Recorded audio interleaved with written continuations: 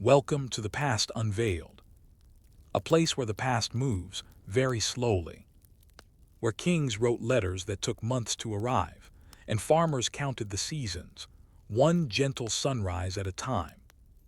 Tonight we'll wander through the calm corridors of history, no wars, no drama, just the quiet turning of time. So take a deep breath, let your thoughts drift like leaves on a still pond. And if you find peace in these sleepy stories, you can like, comment, and subscribe, not out of urgency, but simply whenever you wake up. For now, close your eyes and let history whisper you to sleep. Welcome to Beautifully Boring History.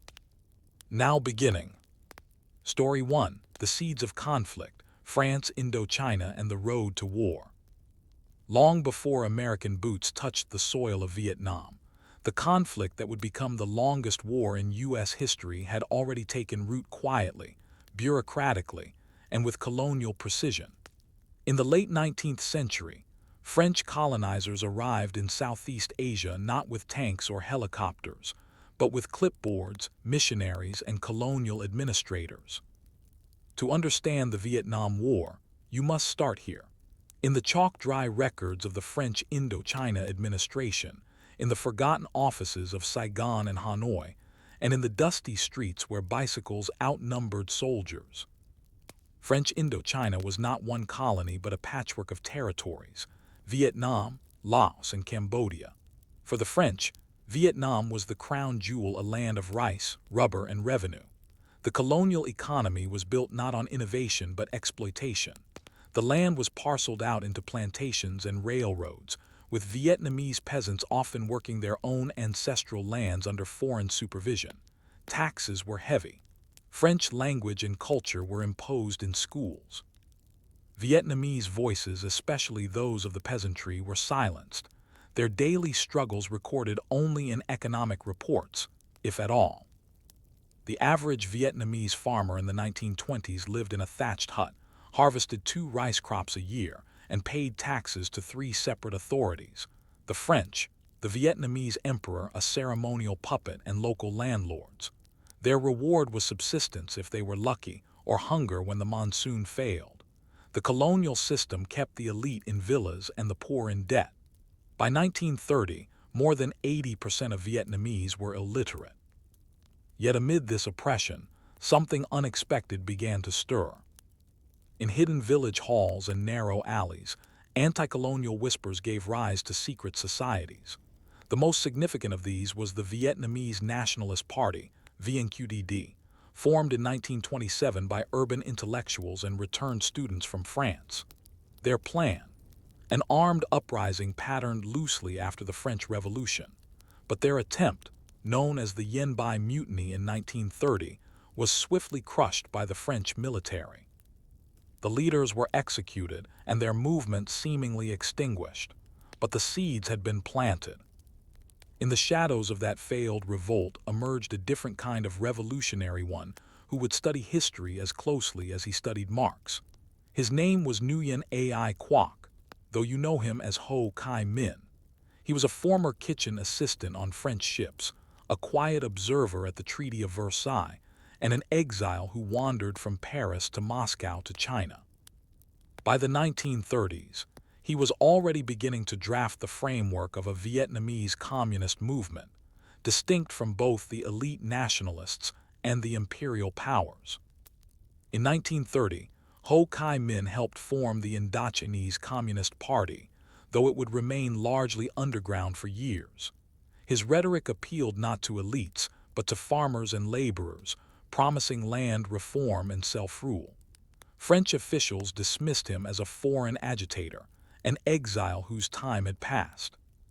But while the French overlooked him, the Japanese did not. When World War II engulfed Asia, Japan overran French Indochina in 1940.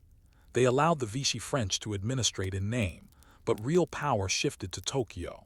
This dual occupation, Japanese control under French guise, added layers of confusion and resentment. Food shortages turned deadly, and by 1945, a devastating famine struck northern Vietnam. An estimated 1 to 2 million Vietnamese perished. Farmers died in their fields, their rice taken to feed Japanese troops. It was in this vacuum of morality and power that Ho Chi Minh saw his opening. In May 1941, he founded the Viet Minh, a broad coalition of nationalist forces under communist leadership. Their goal was simple: independence. Their means were complex. Using the jungles and hills as shelter, the Viet Minh waged guerrilla warfare against both Japanese and French forces. Ho returned from exile, thin and aged, yet focused. He spoke softly, wore peasant clothes, and quoted Jefferson and Lenin in the same breath. Interestingly, during this time, the United States supported the Viet Minh. Through the OSS, the precursor to the CIA, American operatives supplied arms and intelligence to Ho's forces to help undermine Japan. In one notable mission, an American officer parachuted into the jungle and spent weeks training Viet Minh fighters on how to use American weapons. They shared cigarettes, stories, and rice bowls under canvas tents. But once the war ended in 1945, so did this unlikely alliance. Japan surrendered, and into the vacuum stepped a new set of players. The Viet Minh declared Vietnamese independence, citing the American Declaration of Independence almost verbatim.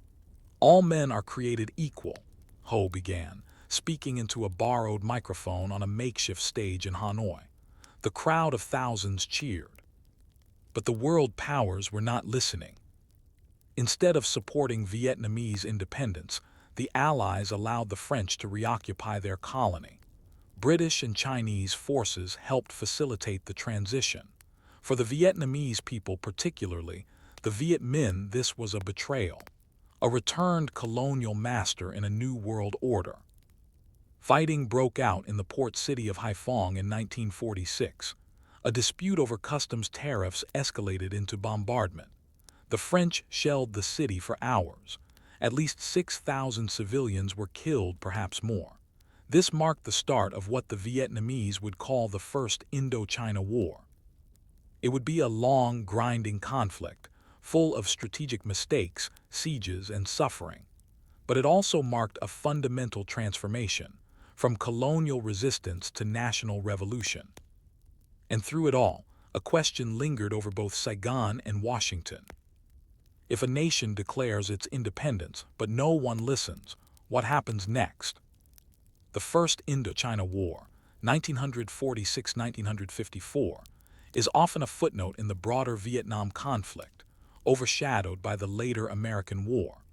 But this earlier war, France's attempt to reclaim its empire, was in many ways the origin story of what would later engulf the United States. It was a war fought in rice paddies and colonial halls, where the lines between ideology, independence, and imperialism blurred daily. When fighting broke out in earnest in December 1946, it was not a sudden explosion but the slow ignition of old tensions. The French, having re-established their colonial administration, were met by a determined and now experienced Viet Minh, led by Ho Chi Minh and General Vo Nguyen Giap. Their war aim was simple: independence. The French, meanwhile, were fighting for prestige, economics, and the illusion of restored imperial grandeur. But the battlefields of this war were unlike those in Europe. French forces occupied the cities and major roads. The Viet Minh held the jungles, mountains, and hearts of the countryside. In this early form of guerrilla warfare, bicycles became strategic transport vehicles. Supply chains were often improvised. A single rice sack might pass through 30 hands, from village to village, under the cover of night. Much of the war was, by nature, unglamorous. French soldiers, many of them from North Africa or the Foreign Legion, patrolled dusty roads, stood guard at river crossings, and slept in decaying outposts surrounded by barbed wire and mosquito nets. Dysentery was common. So were snakes. Morale was fragile, and the soldiers were often unsure whether they were fighting for France or for nothing at all. In contrast, Viet Minh fighters were lean, motivated, and willing to endure almost anything. They ate handfuls of rice and salt, slept on bamboo mats, and carried French rifles captured in previous skirmishes. Ho Chi Minh's genius was in framing the struggle as a war of liberation, not ideology. While he was a committed communist, he rarely used Marxist rhetoric with the villagers. He talked of family, rice, and the right to live free. Still, this war was not purely noble or romantic. The Viet Minh enforced loyalty through fear and propaganda. Suspected collaborators were executed in village squares.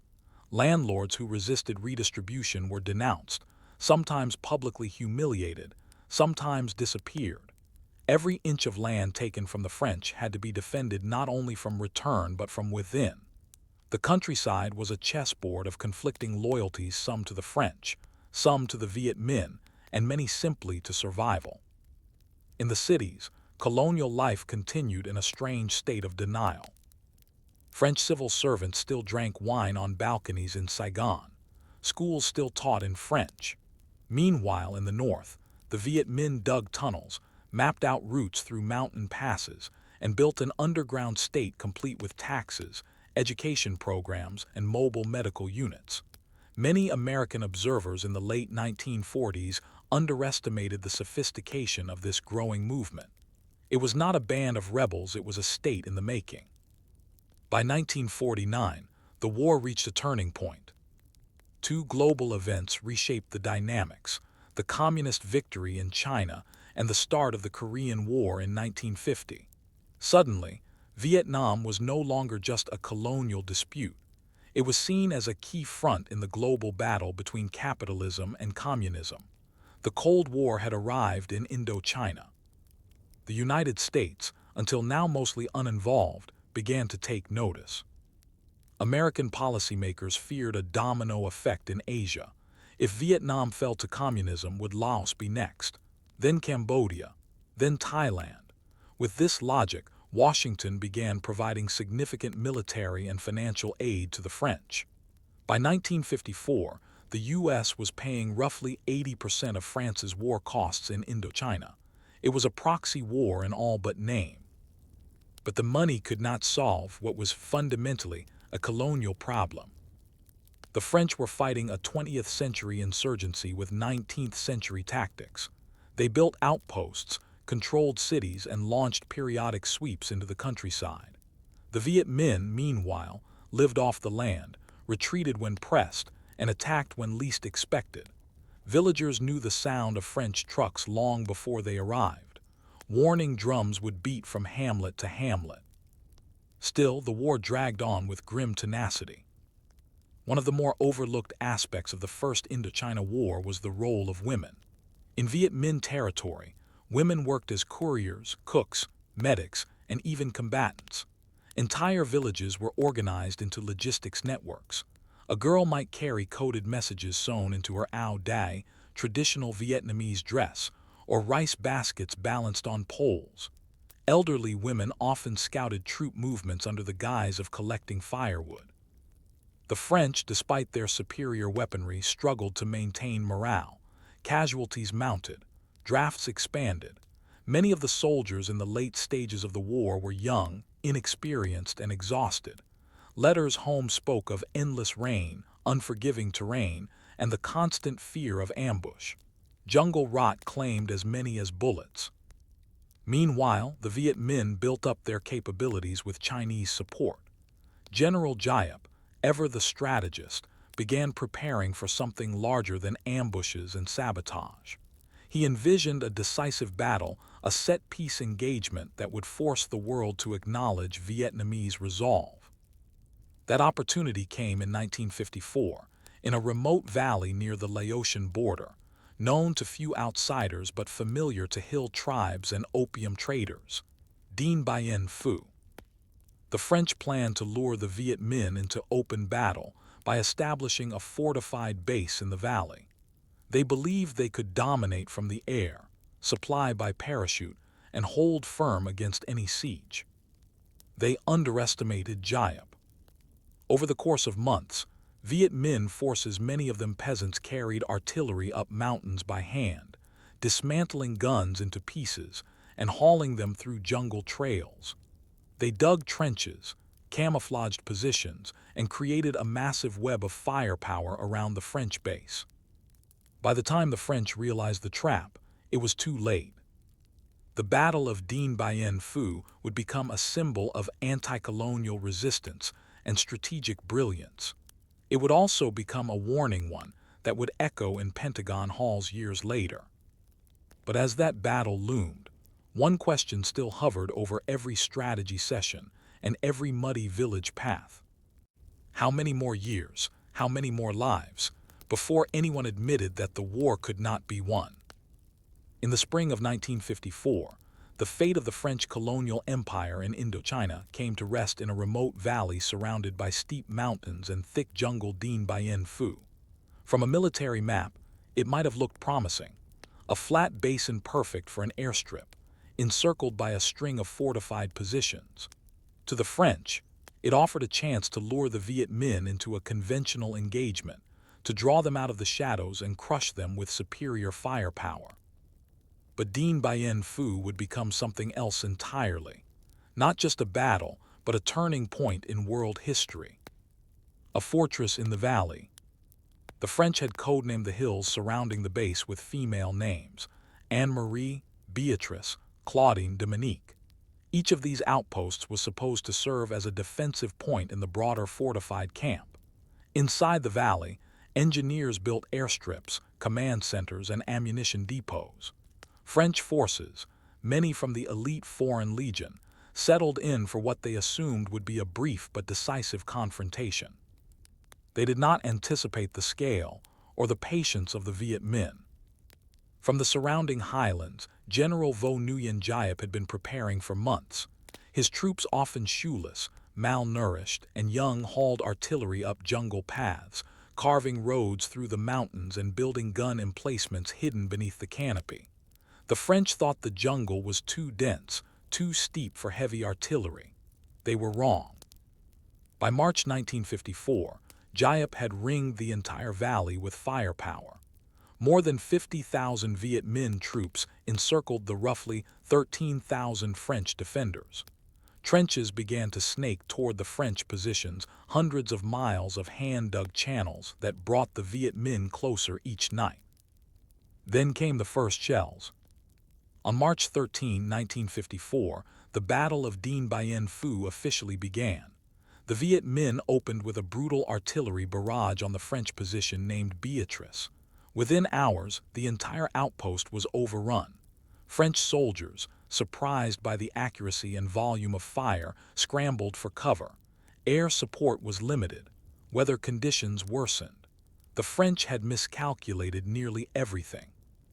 Over the following weeks, the siege deepened. Supply lines dependent on parachute drops were unreliable. Aircraft were shot down. Food became scarce. Medical facilities were overwhelmed.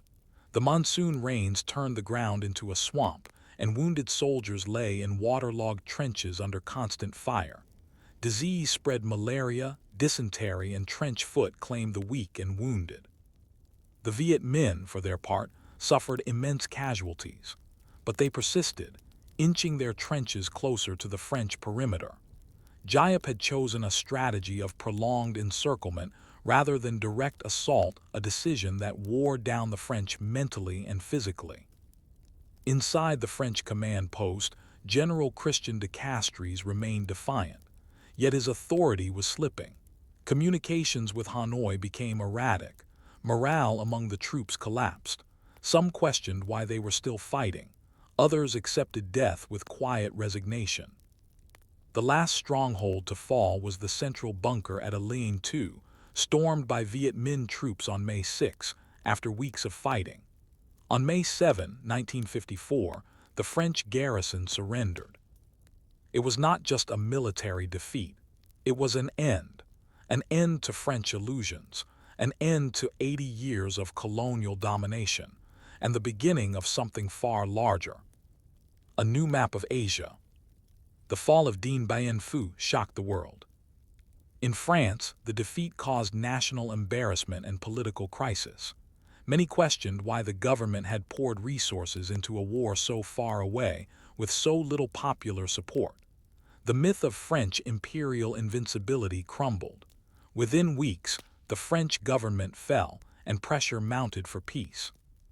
Globally, the battle resonated far beyond Vietnam. In Algeria, nationalist leaders took note.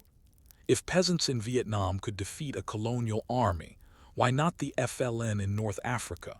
In Africa, in India, in Latin America, Dien Bien Phu became a rallying cry, a symbol of anti-colonial defiance. Even in Washington, D.C., the message was clear. France had lost not only a battle, but the mandate to govern Indochina. Yet peace was not immediate. The victory at Dien Bien Phu did not result in a sweeping triumph for the Viet Minh. Instead, it led to a complicated diplomatic negotiation in Geneva, Switzerland, where world powers gathered to decide the future of Vietnam. The result was the Geneva Accords of 1954, a settlement that temporarily divided Vietnam at the 17th parallel. North Vietnam would be governed by the Viet Minh under Ho Chi Minh. South Vietnam would remain non-communist, under the authority of Emperor Bao Dai, soon to be replaced by Ngo Dinh Diem.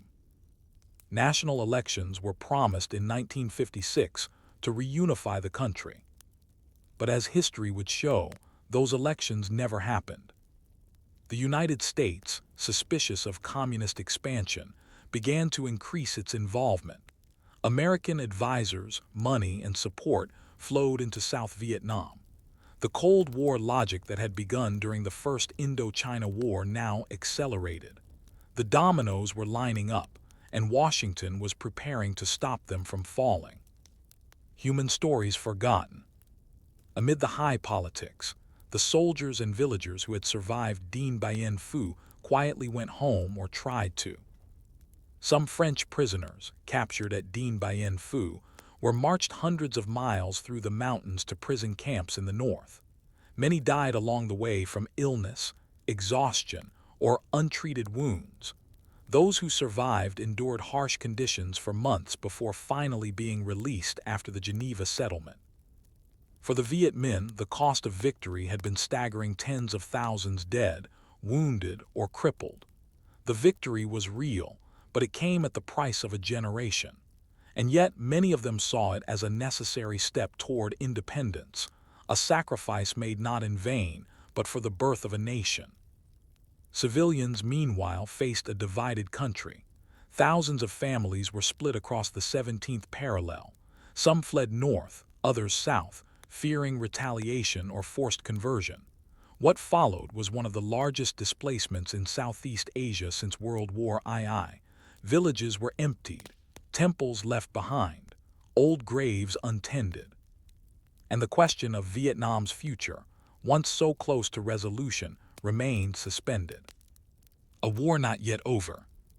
The First Indochina War officially ended in 1954, but its consequences rippled forward. Vietnam was divided, the Cold War intensified, and in the shadows, both North and South Vietnam began preparing for what many already knew was inevitable: another war. One that would pull in not just colonial powers or revolutionary movements, but the full machinery of American might. Historians often debate whether the U.S. could have learned from the French failure. After all, the signs were there. The limits of foreign intervention, the power of nationalism, the dangers of underestimating guerrilla resistance. But policy is rarely shaped by humility. And so, the war that ended in Dien Bien Phu quietly gave birth to the war that would begin a decade later with more soldiers, more bombs, and a similar lack of understanding of the land and people it aimed to control. In the end, it might be asked, if one empire could not win in Vietnam, why did another think it could do better? Story 2: Life in the Delta, Vietnamese civilians caught in the crossfire. To understand the Vietnam War, you must first leave the maps and the military strategies behind. Step off the tarmac at Tan Son Nhat. Walk past the airbase checkpoints. Cross the Mekong River by wooden boat, and you will find the true front line not in battlefields, but in the rice paddies, muddy trails, and waterlogged fields of the Mekong Delta. This is where life unfolded for the millions of Vietnamese civilians trapped between forces larger than themselves. The Mekong Delta is a slow and patient land. It is a labyrinth of rivers, canals, and dikes, rice paddies as far as the eye can see, water buffalo standing knee-deep in the muck, and fishing nets strung like lace across muddy tributaries. Life here had always been seasonal. In the dry months, villagers repaired their boats, swept their homes, and stored rice in clay jars. During the rainy season, they worked barefoot, planting rice seedlings under the drizzle. Days were dictated by tides, not clocks. Before the war came, survival depended on balance with the land, with neighbors, and with ancestral spirits. It was a quiet, hard-working existence, punctuated by festivals, family obligations, and village gossip. But balance is delicate, and the war would tip everything. By the early 1960s, the Delta had become a strange kind of battleground. There were no clear front lines. Instead, villages became contested spaces controlled by the government by day and by the Viet Cong at night. Children would go to school under the fluttering flag of South Vietnam, only to return home to whispered lectures about revolution from shadowy visitors. These insurgents, often young men with worn sandals and Kalashnikovs, moved through the fields as easily as the wind. Civilians learned quickly: ask no questions, show no loyalty, and always keep your ears open. For farmers, the war was a dangerous inconvenience. The rice still needed planting, the buffalo still needed to graze, but now military convoys crushed irrigation dikes, helicopters frightened cattle. Sometimes whole paddies were flattened by tanks or strafed by aircraft in pursuit of invisible enemies. A year's crop could vanish in minutes. And then there were the taxes. In Viet Cong-controlled areas, villagers paid rice taxes, a portion of their harvest given to the cause. In government-controlled zones, similar demands were made in the name of national unity. Some families paid both sides to stay alive. Others were punished for seeming too cooperative with one faction or the other. There were no neutral villages, only ones that hadn't yet been discovered. Nightfall brought its own rituals. Families extinguished their lamps early. Fathers stood guard by the front doors. In the distance, dogs barked at shadows, sometimes Viet Cong patrols, sometimes government scouts. On moonless nights, the only light came from the flicker of cigarettes or the soft glow of a cooking fire, hastily snuffed out. Fear lived in the dark corners of every home. Still, life went on. Weddings took place. Bobbies were born.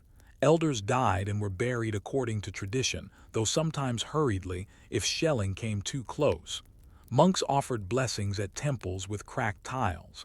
Fishermen still launched their boats before sunrise, casting nets in silence. Students walked to school through puddles of spent shell casings. To outsiders, it may have seemed surreal that such ordinary routines could survive amid war. But survival itself became a form of resistance, an insistence that life could continue, that identity would not be erased by ideology or gunfire.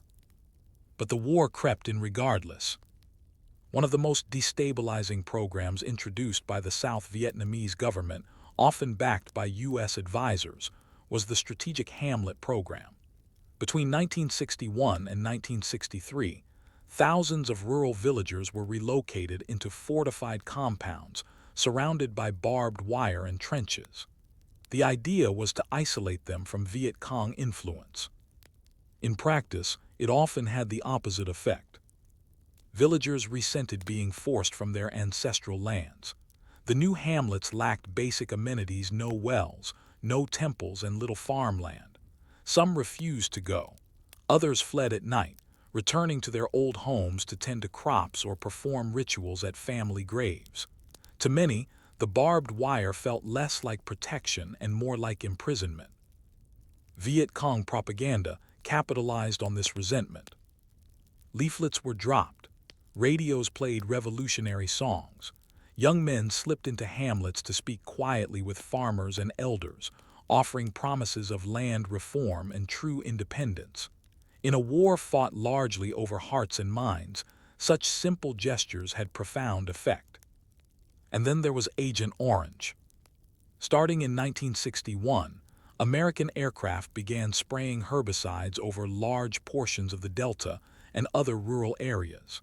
The stated goal was to deny cover to the Viet Cong by destroying the jungle canopy and rice fields. The chemicals worked, but the cost was hidden at first.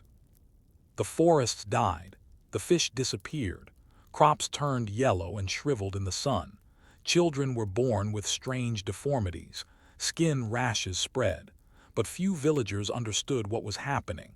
They simply knew the land was changing and not for the better. In response, families adapted in whatever small ways they could. Some dug deeper wells, others moved their fields. Traditional herbalists experimented with remedies for strange new illnesses, but the damage had been done. The land that had once fed and protected them now seemed cursed. The Delta's bounty, so central to village life, was withering before their eyes. In the chaos of war, loyalty became flexible, and morality became survival. Some farmers quietly helped the Viet Cong by night and traded with government soldiers by day. Others informed on neighbors, hopping to protect their children. Teenage boys were conscripted into both armies. Some disappeared into the jungle, others returned home in coffins, their funerals hurried under curfews. Yet even with all this, it was often the small, forgotten details that defined civilian life during the war. The woman who kept a hidden diary beneath her floorboards. The grandfather who built a secret shrine in the jungle after his temple was destroyed. The child who learned to tell the difference between U.S. and Viet Cong gunfire by sound alone. The farmer who buried his tools every night, afraid they would be stolen or used against him. In the Mekong Delta, everyone carried the war if not in their hands, then in their memories. And as the conflict deepened into the late 1960s, and as foreign forces increased their presence, the villagers began to wonder something that no side seemed to answer. What would be left of the Delta when the war finally ended? Would the water still rise with the tides? Would the rice grow again where the craters now stood? Would anyone remember the lives that tried, quietly and patiently, to survive in between the bullets? The Mekong Delta in the 1960s was not a static place. Though the fields appeared timeless, tide-worn and waterlogged, stretching endlessly under the wide sky, the people who lived there were constantly adjusting to forces beyond their control. Foreign soldiers arrived and departed. Government officials made promises that seldom reached the village gates. Guerrillas came and went by night, yet the people remained.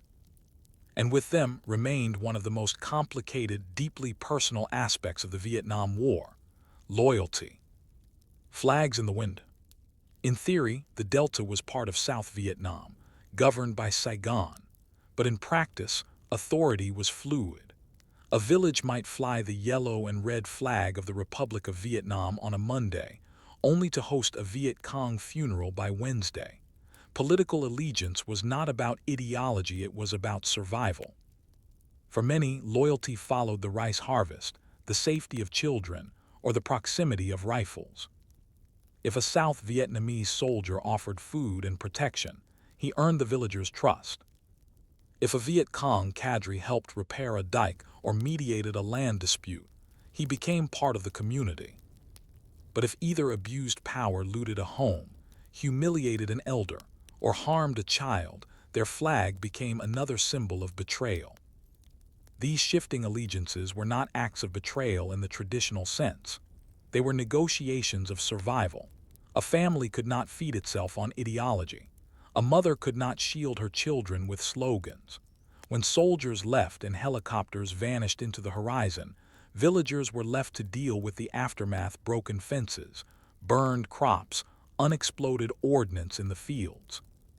In this landscape, even trust became a form of risk. Neighbors whispered. Children were taught to stay silent. Elders offered only vague answers when asked who visited their homes at night. One misstep, one word to the wrong person could bring retribution. The Viet Cong, understanding the importance of community control, often maintained strict but calculated discipline. They didn't simply demand allegiance, they created structures to enforce it: village cells, mobile courts, and political re-education sessions. Young women and men barely out of adolescence became local commissars, responsible for monitoring loyalty and punishing deviation. But government forces, too, ran their own intelligence networks. Informants were paid. Suspected collaborators were arrested. Some disappeared without trial, and others were held for months in local detention centers, interrogated for information they didn't possess. In between, civilians walked a thin, invisible line too neutral to be trusted by either side. Land as legacy. While the war raged above, a quieter war was unfolding beneath over land. Land in the Delta was more than property. It was ancestry, inheritance, and identity.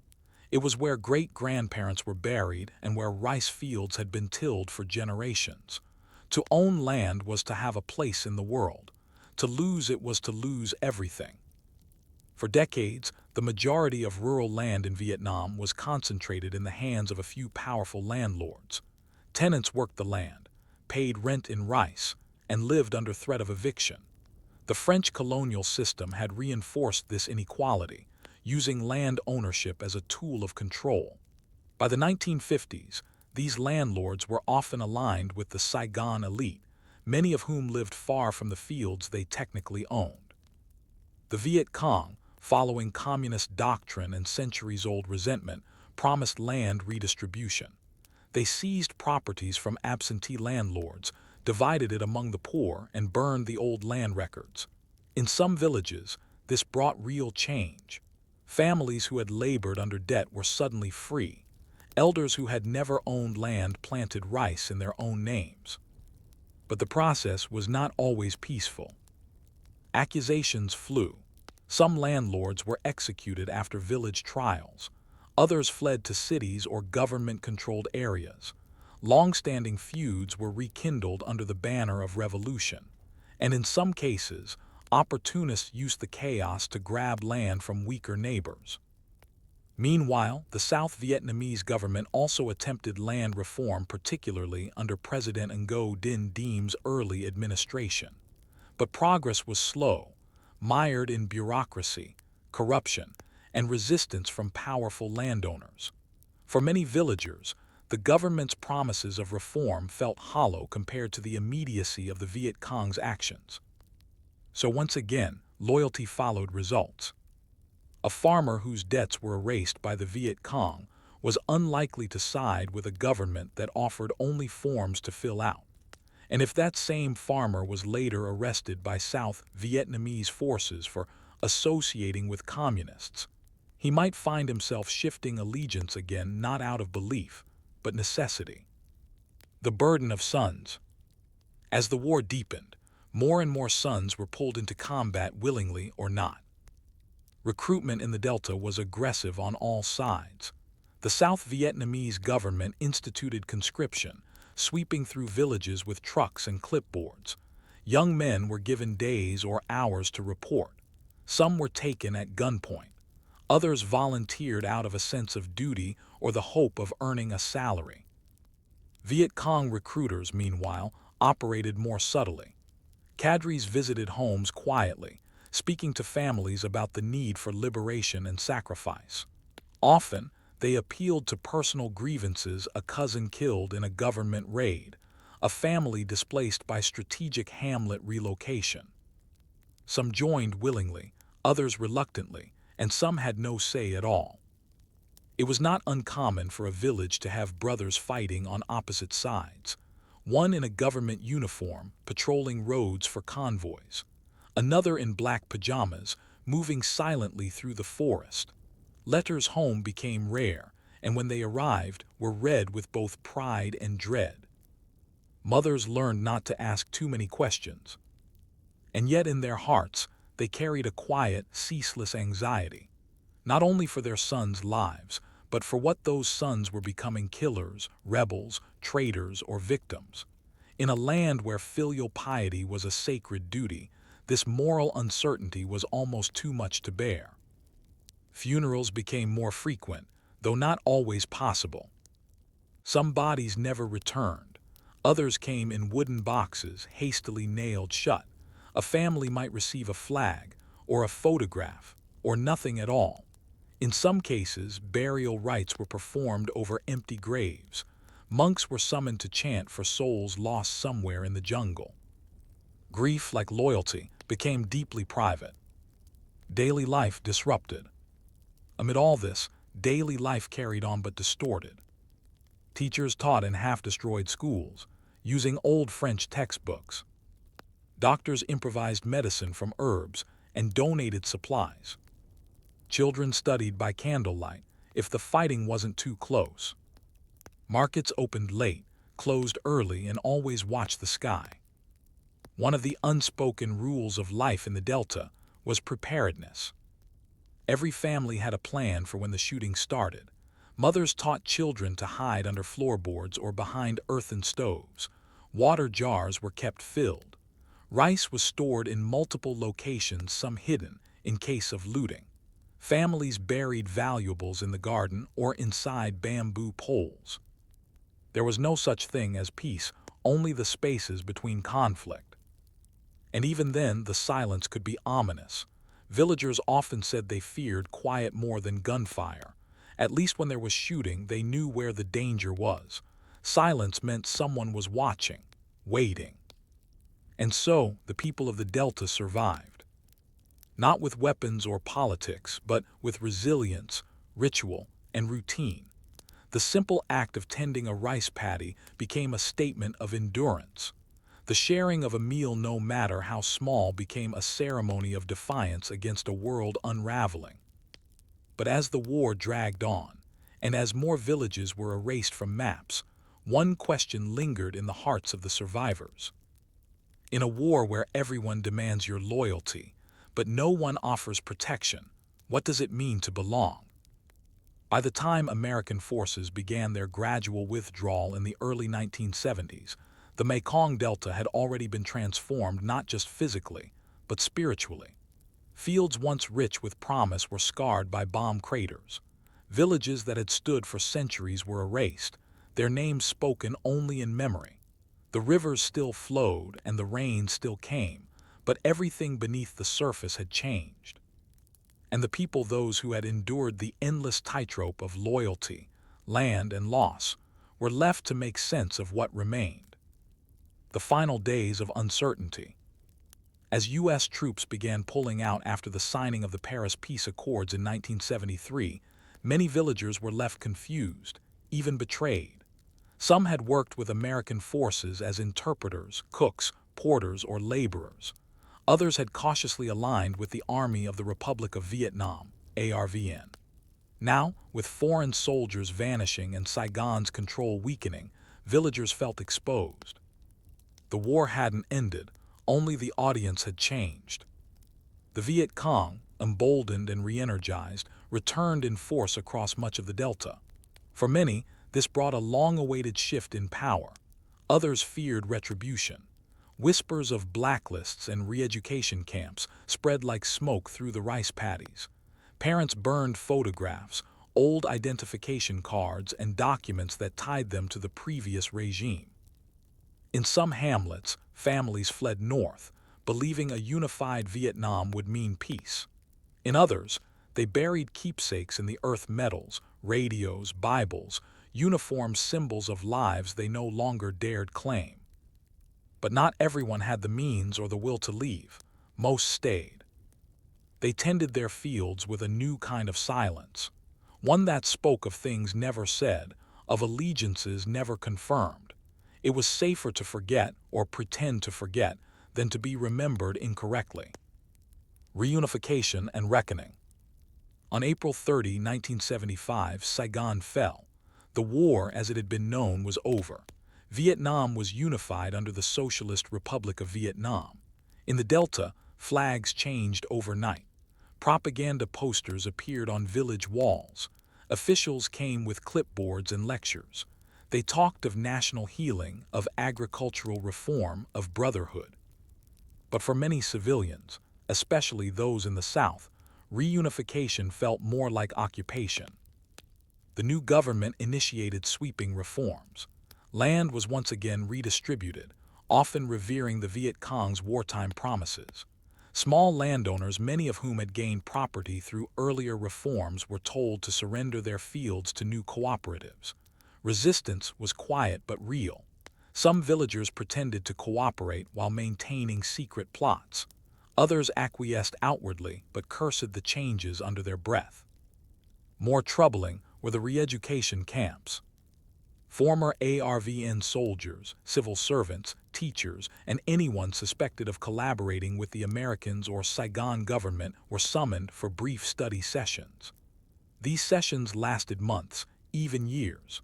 Families were left without fathers, brothers, or husbands. Some returned broken in body and spirit.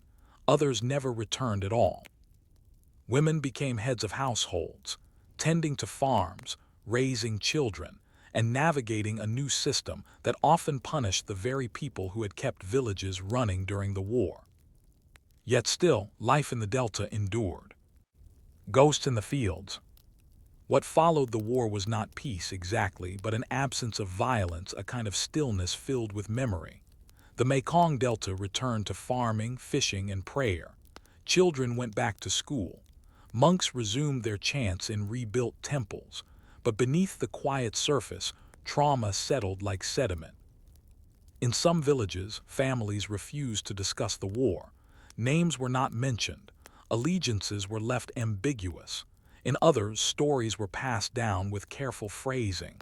He joined the army might mean either side. She was taken away was all that could be said. And then there were the landmines, both literal and psychological. Unexploded ordnance remained a danger in many areas. Children lost limbs in fields that had once been battle zones. Old soldiers from both sides returned to villages they barely recognized. Some found their families gone. Others found new graves where their homes had once stood. Meanwhile, the state introduced new narratives of history. School books told of heroic liberation, of foreign aggression, of glorious unity. But villagers remembered something different: the shelling during harvest season, the whispered warnings at night, the men who had fought and died for reasons no longer acceptable to mention. And so, two histories grew side by side. The official one, with statues and speeches, and the lived one, with scars and silence. The persistence of ordinary life. Still, life is resilient. Markets reopened. The rice harvest returned. Children once again waded into canals with bamboo baskets to catch fish. Women laughed in kitchens, repairing old cooking pots. Men rebuilt boats. Festivals resumed, cautiously at first, then with more color and music as the years passed. Old rivalries faded. New ones emerged. The economy slowly recovered, especially after D-stroke letter 1ED5 IM letter 1EDB the renovation economic reforms of 1986, which allowed for limited market freedoms. Farmers could sell surplus crops.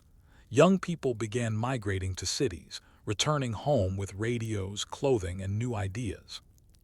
But in the Delta, the past never fully disappeared. Many villagers built small shrines to ancestors lost during the war. Some honored both ARVN and Viet Cong dead at the same altar. Others simply prayed for peace, offering incense not to soldiers or governments, but to the souls of those who suffered, regardless of which flag they served. And the old questions, so urgent during the war, became reflections. Was siding with one side a betrayal, or an act of love for one's family? Was silence cowardice or wisdom? Was survival enough, or should more have been done? There were no clear answers, only the echoes of decisions made under impossible circumstances. What remains? Today, the Mekong Delta is still a place of waterways, rice paddies, and slow days marked by tides and seasons. Tourists come, cities grow, but in the rural villages, some things stay the same. The people still speak in quiet tones about the past. They still remember who was taken, who returned, and who was never found. Children listen without always understanding, absorbing the weight of a history too recent to be distant, too painful to be fully spoken. Graves from both sides dot the edges of fields. Some are marked, others are not, but all are tended because in Vietnamese culture the dead are never truly gone. And so the civilians of the Delta, the grandmothers who once fled with bobbies on their backs, the farmers who hid in ditches, the orphans who became parents carry forward, not with triumph and not in defeat, but with endurance. In the end, the war passed, but the memory of those years of rice trampled by tanks, of whispered warnings, of flags changed overnight remains in the soil. And in that soil, something else quietly grows. A new generation that asks not just who won the war, but who paid the price for surviving it.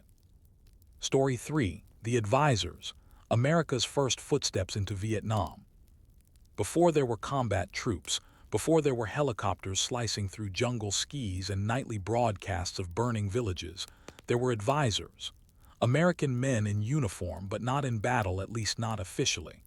They arrived quietly in the 1950s, slipping into a nation still reeling from the First Indochina War. Their mission was not to fight, but to guide, assist, and train.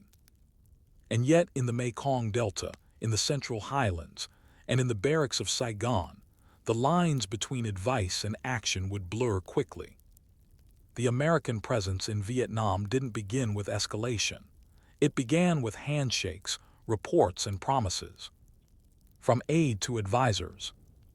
After the French defeat at Dien Bien Phu in 1954, Vietnam was temporarily divided by the Geneva Accords, the North under Ho Chi Minh and the Communist Democratic Republic of Vietnam, the South under the non-communist state of Vietnam, soon to become the Republic of Vietnam. Elections meant to reunify the country were scheduled for 1956, but they never occurred. The Cold War had arrived, and both sides dug in. The United States, determined to prevent the spread of communism in Southeast Asia, began pouring resources into South Vietnam. At first, this support came through money and equipment: jeeps, radios, weapons, and uniforms. But equipment alone could not hold back an insurgency. Enter the Military Assistance Advisory Group, MOG, a cadre of American military personnel sent not to fight, but to train. These advisors worked side by side with the Army of the Republic of Vietnam, ARVN. They taught infantry tactics, ran drills, helped design counterinsurgency strategies. Their job, in theory, was to empower the South Vietnamese military to defend itself. But from the beginning, the mission was fraught with complexity. American advisors quickly discovered that the ARVN was not a blank slate waiting for instruction. It was a force shaped by colonial legacy, riddled with bureaucracy, and led by officers whose promotions were often political rather than merit-based. One advisor wrote home, "I'm supposed to teach them how to fight, but half of them are still learning to march." Boots on bureaucracy. To the American military mind trained in order, discipline, and technological superiority, South Vietnam's army was frustratingly inconsistent. Supplies vanished from depots. Soldiers often had no boots. Communications equipment went unused. Patrols were canceled due to superstition or lunar cycles. But the advisors were told to be patient. After all, this was a cultural mission as much as a military one. In dusty classrooms across the country, American captains in crisp khakis stood before South Vietnamese soldiers and delivered lectures on tactics, flanking maneuvers, fire team formations, radio protocols. Translators whispered each sentence into Vietnamese, sometimes adding their own interpretations or edits. But outside the classroom, reality intruded. Villages were overrun by Viet Cong insurgents, who arrived not as invaders but as returning sons. Sabotage was common. Roads were mined. Convoys attacked. Slowly, advisors began accompanying ARVN units into the field not as commanders but as observers and guides. That distinction, however, didn't mean much when the bullets started flying. More than a few advisors found themselves in the thick of ambushes, calling for medevac helicopters, firing rifles, and carrying wounded South Vietnamese soldiers back through dense underbrush. Their role may have been advisory, but the war did not recognize job titles. Diem and doubt. At the political center of South Vietnam was President Ngo Dinh Diem, a deeply devout Catholic, Western-educated, and fiercely anti-communist. To Washington, Diem initially seemed like the ideal partner, tough on communism, aligned with Western ideals, and committed to national unity. But on the ground, Diem's rule was far more complicated. He distrusted Buddhists, exiled political opponents, and surrounded himself with family members in key positions of power. His brother, Ngo Dinh Nhu, ran the secret police. His sister-in-law, Madame Nhu, made incendiary public statements that embarrassed even U.S. diplomats. The American advisors in Vietnam often found themselves caught in a paradox. They were tasked with building up the ARVN and the Diem regime, even as they lost confidence in both. Reports sent back to Washington described a military with low morale and little initiative. Soldiers were reluctant to engage in firefights. Desertion was common. Officers often stayed close to cities, avoiding field operations. In contrast, the Viet Cong were growing in strength, sophistication, and popular support. And yet, Washington's response was to send more advisors. By 1961, under President John F. Kennedy, U.S. military presence in Vietnam had grown significantly from a few hundred in the late 1950s to over 3,000 advisors by the end of the year. Most were still not authorized to engage in combat, but the fiction was growing thin. Kennedy's administration believed in flexible response, a belief that with the right training, resources, and support, the South Vietnamese could repel the insurgency without the need for large-scale American combat involvement. But advisors on the ground weren't so sure. They watched as villages changed hands overnight, as ARVN units hesitated to pursue enemy forces into the jungle, as Diem's government alienated large segments of the population. And they asked themselves, was this a winnable war, or were they trying to build a house on sand? First blood. The first official American combat deaths in Vietnam occurred on July 8, 1959, at Bien Hoa, when two advisors, Major Dale Buys and Master Sergeant Chester Ovnend, were killed in an attack on their compound. Their deaths were quiet, recorded in official reports but not headline news. The war had not yet started, as most Americans understood it. But for those in the advisory role, the writing was on the wall. A captain stationed in the Delta wrote in his journal, "They say we're not in combat, but every day I wear body armor, carry a sidearm, and pray the convoy doesn't hit a mine. If this isn't war, what is it?" Advisors began developing personal relationships with their South Vietnamese counterparts, sometimes respectful, sometimes strained. Cultural misunderstandings were common. American officers grew frustrated by what they saw as lack of discipline. Vietnamese commanders resented the condescension of their foreign guests. Yet bonds did form. In remote provinces, shared meals and joint patrols bred familiarity. One American advisor taught his ARVN unit how to throw a football. In return, they taught him how to gut a fish with one flick of the wrist. Another learned Vietnamese by practicing with local children between missions. These moments, small, human, and almost always undocumented, offered brief relief from a growing sense of futility. The slippery slope. By the early 1960s, the U.S. commitment to Vietnam had reached a point of no return. More advisors were being deployed. Special Forces units arrived to assist with counterinsurgency efforts, especially in the highlands where the Montagnard tribes lived. American aircraft began flying reconnaissance and supply missions. And slowly, American fingerprints were showing up on every aspect of the war effort, from strategy and logistics to intelligence and public relations.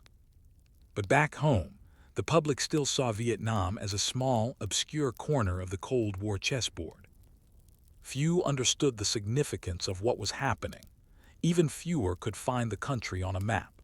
To most Americans, Vietnam was an abstraction of far-off land being stabilized by brave young men in green uniforms who were just advising. Only the advisors themselves seemed to realize the truth, that what began as a mission of assistance was already turning into something much more entangled.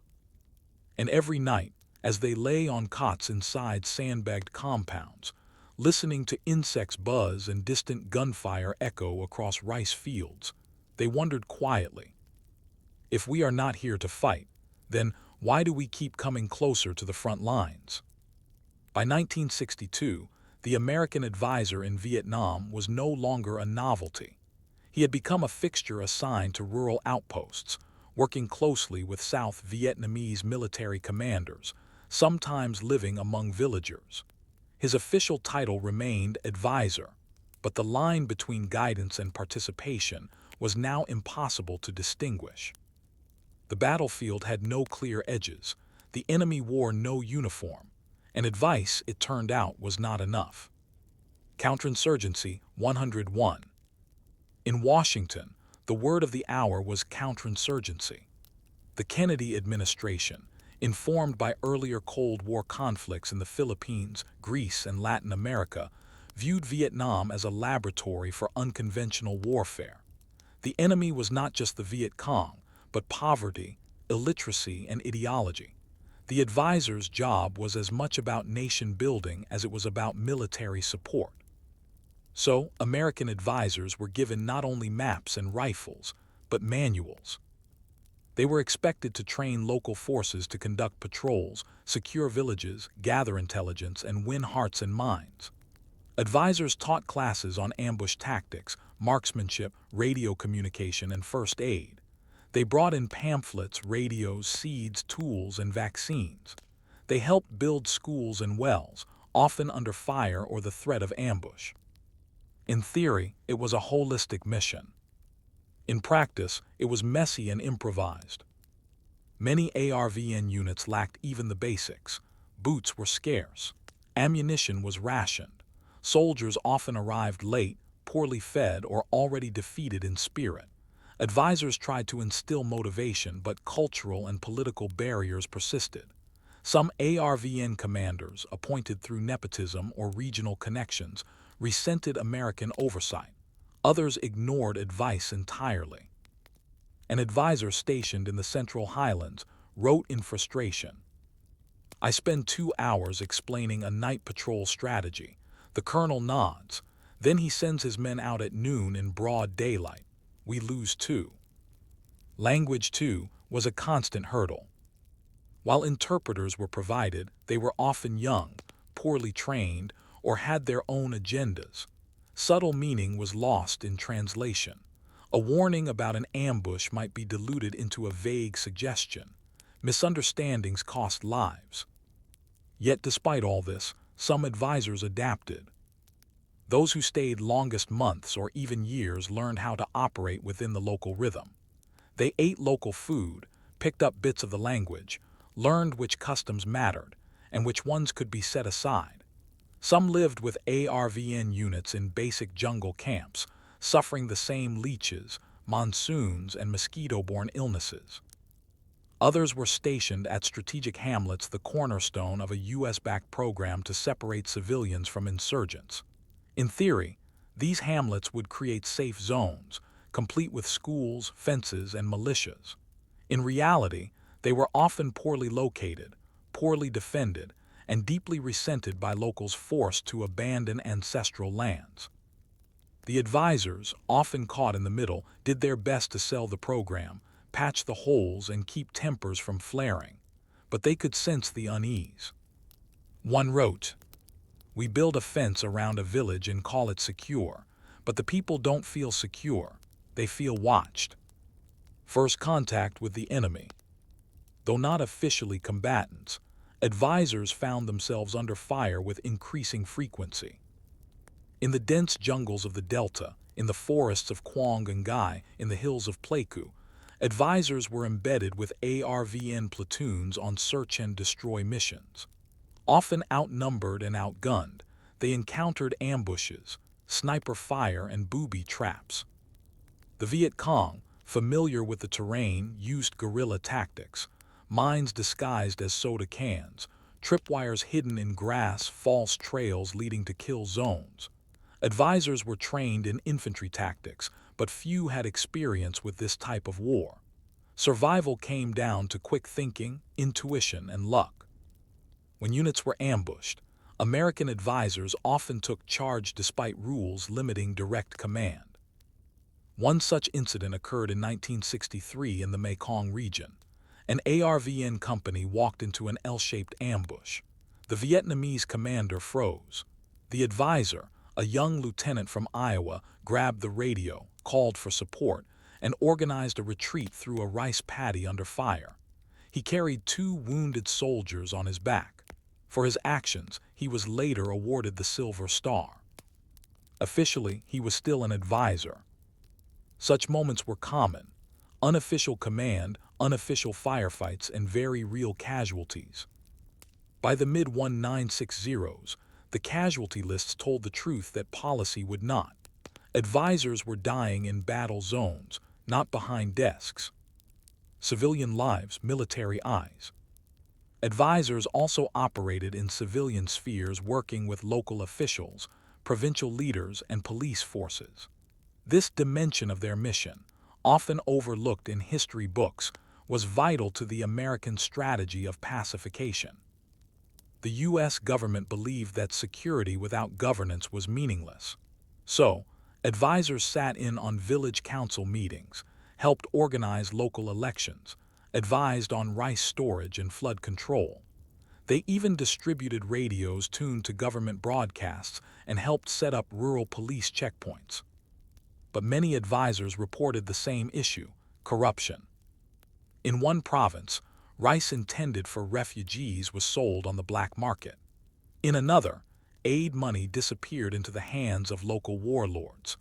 Villagers complained that government officials only visited during inspections and never when real problems arose. Advisors, trying to stay diplomatic, often turned a blind eye or wrote carefully worded reports. Some confronted local officials directly and were reassigned for causing friction. Others gave up and focused on military training, where at least objectives were clearer, if no more successful. The Viet Cong, meanwhile, exploited this dysfunction. They provided swift justice, distributed food, and held village meetings in candle-lit huts. Their propaganda was simple: the Americans and their puppets come with bribes and promises. We come with blood and conviction. Advisors could see it happening, even if their superiors in Saigon or Washington did not. A dangerous year. By 1963, the situation had reached a boiling point. Protests erupted in the cities, most notably from Buddhist monks, who decried religious discrimination by Diem's Catholic-dominated government. The image of Thich Q U letter 1EA3 NG D-stroke letter 1E9C, who self-immolated on a Saigon street, spread worldwide. Advisors in rural provinces heard the rumblings of unrest and began reporting openly that Diem's regime was alienating its own people. That same year, President Kennedy privately expressed doubts about the viability of the South Vietnamese government. American policy began to shift. Diem's days were numbered. In November 1963, a coup by ARVN generals quietly supported by the CIA ended in Diem's assassination. His death, and that of his brother Nhu, created a political vacuum in Saigon. Power shifted hands rapidly in the following months. Chaos reigned at the top. For the advisors in the field, little changed. The enemy still attacked at night. Patrols still went out daily. Rice still needed protection. But morale was slipping. Many now questioned not just the methods but the entire mission. One senior advisor wrote in his final report, "We trained them how to shoot. We taught them how to drill. But we never taught them why. And maybe they never asked because they already knew they were fighting for a country that wasn't theirs. An escalation in waiting.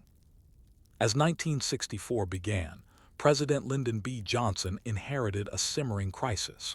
American deaths in Vietnam were increasing. The ARVN showed no sign of being able to win on its own. And back in Washington, voices began to argue that more was needed. More men, more planes, more commitment. But for the advisors already in country, many of whom had served for years, the answer was not more resources, but a different question altogether. If we're still advising after a decade, what are we really doing here? By 1964, the advisory mission in Vietnam had stretched beyond its original intent and far beyond its limits. What began as technical support had grown into an unspoken, undeclared war. Across the country, American advisors were doing more than guiding. They were organizing, commanding, and most significantly fighting. But while bullets and bodies told one story, official policy told another. Washington still insisted that U.S. troops were not in combat. Advisors were assisting. Missions were support operations. Deaths were tragic but not indicative of escalation. That illusion, like so many in the early stages of America's war in Vietnam, would not survive the year. The Gulf of Tonkin and the tipping point. On August 2, 1964, the U.S. destroyer Maddox was conducting a signals intelligence mission in the Gulf of Tonkin when it reported being attacked by North Vietnamese patrol boats. 2 days later, a second alleged attack was reported, though the details were murky and the evidence questionable. For the advisors on the ground, the incident was distant, but in Washington, it became a catalyst. President Lyndon B. Johnson, eager to demonstrate resolve in an election year, used the incident to push through the Gulf of Tonkin resolution. Passed on August 7, it granted the president broad powers to take all necessary measures to protect U.S. forces and prevent further aggression. In effect, the resolution was a blank check for war. The advisory mission would continue for a time, but its end was now written. American combat troops were coming. The shift from support to direct engagement was no longer theoretical. It was operational. But on the ground, the transition was already well underway. The Advisors' War. Throughout 1964 and into early 1965, advisors continued to operate in remote provinces, often under extreme conditions. Some were embedded with ARVN regulars. Others worked with elite units or tribal militias, such as the Montagnards in the Central Highlands. Their days followed a grueling rhythm. Patrol in the morning. Training drills at midday. Intelligence briefings in the afternoon. Night patrols or base defense after dark. They carried sidearms, M1 carbines, and increasingly, AR-15s, a lightweight rifle that would soon become standard issue as the M16. They wore standard issue fatigues, but often adapted their gear for jungle survival. Helmets gave way to boonie hats. Rations were supplemented with rice and local vegetables. Boots were patched with rubber from bicycle tires. Advisors faced unique psychological stress. They were present but not in command. They were responsible but often lacked authority. When missions failed, or worse, when ARVN units collapsed under fire, advisors bore the blame in reports but had no real power to change the outcome. They wrote home of frustration. They won't listen to us and we can't make them. But when the fighting starts, we're the ones pulling wounded out of the trees. Despite this, many advisors forged deep bonds with their Vietnamese counterparts. They drank tea together under thatched roofs. They celebrated Tet with local families. They stood side by side during firefights and funerals. Yet they also witnessed, and sometimes documented, disturbing patterns. Summary executions of suspected Viet Cong. Corruption in ARVN logistics, fuel and food stolen, medicine sold on the black market. Fear and distrust between South Vietnamese troops and civilians. Some advisors reported these issues. Others chose silence, knowing too well the consequences of challenging the chain of command. In remote outposts, the advisor's war was often a lonely one. Helicopter resupply might come once a week if weather and enemy fire allowed. Mail arrived infrequently. Many lived in basic conditions: no air conditioning, little electricity, and constant exposure to heat, disease, and insects. And yet many stayed. Not because they believed in victory, necessarily, but because they believed in duty, in the men they served with, and in a mission that, despite all its flaws, still offered a glimmer of hope. Hope that maybe, just maybe, enough guidance, enough training, and enough willpower could still save South Vietnam. The ARVN struggles. Despite years of U.S. assistance, the ARVN remained deeply flawed. Promotions were still based on loyalty, not competence. Desertion remained a problem, especially after major defeats. Field commanders often hesitated to engage unless American support was guaranteed. To advisors, this was perhaps the greatest source of despair: not that ARVN troops lacked courage, many fought bravely, but that the system surrounding them was broken. Some ARVN units functioned effectively, especially those led by competent commanders who valued American input. Others collapsed under pressure, even when the enemy was weaker. In one case in 1964, a company-sized ARVN unit was ambushed in the Delta. The advisor begged the commander to flank the enemy and regroup. The commander refused, citing orders to hold position. Half the unit was lost. The advisor survived barely. His report was filed, nothing changed. Back in Washington, however, the narrative was still optimistic. Official reports cherry-picked victories and emphasized progress. The number of Viet Cong killed was treated as a barometer of success, though it often relied on inflated estimates. But on the ground, advisors knew better. "The numbers lie," one wrote. "We can count bodies, but we can't count hearts, and that's where we're losing." From shadow to spotlight. By early 1965, the advisory mission was nearing its end, not officially, but effectively.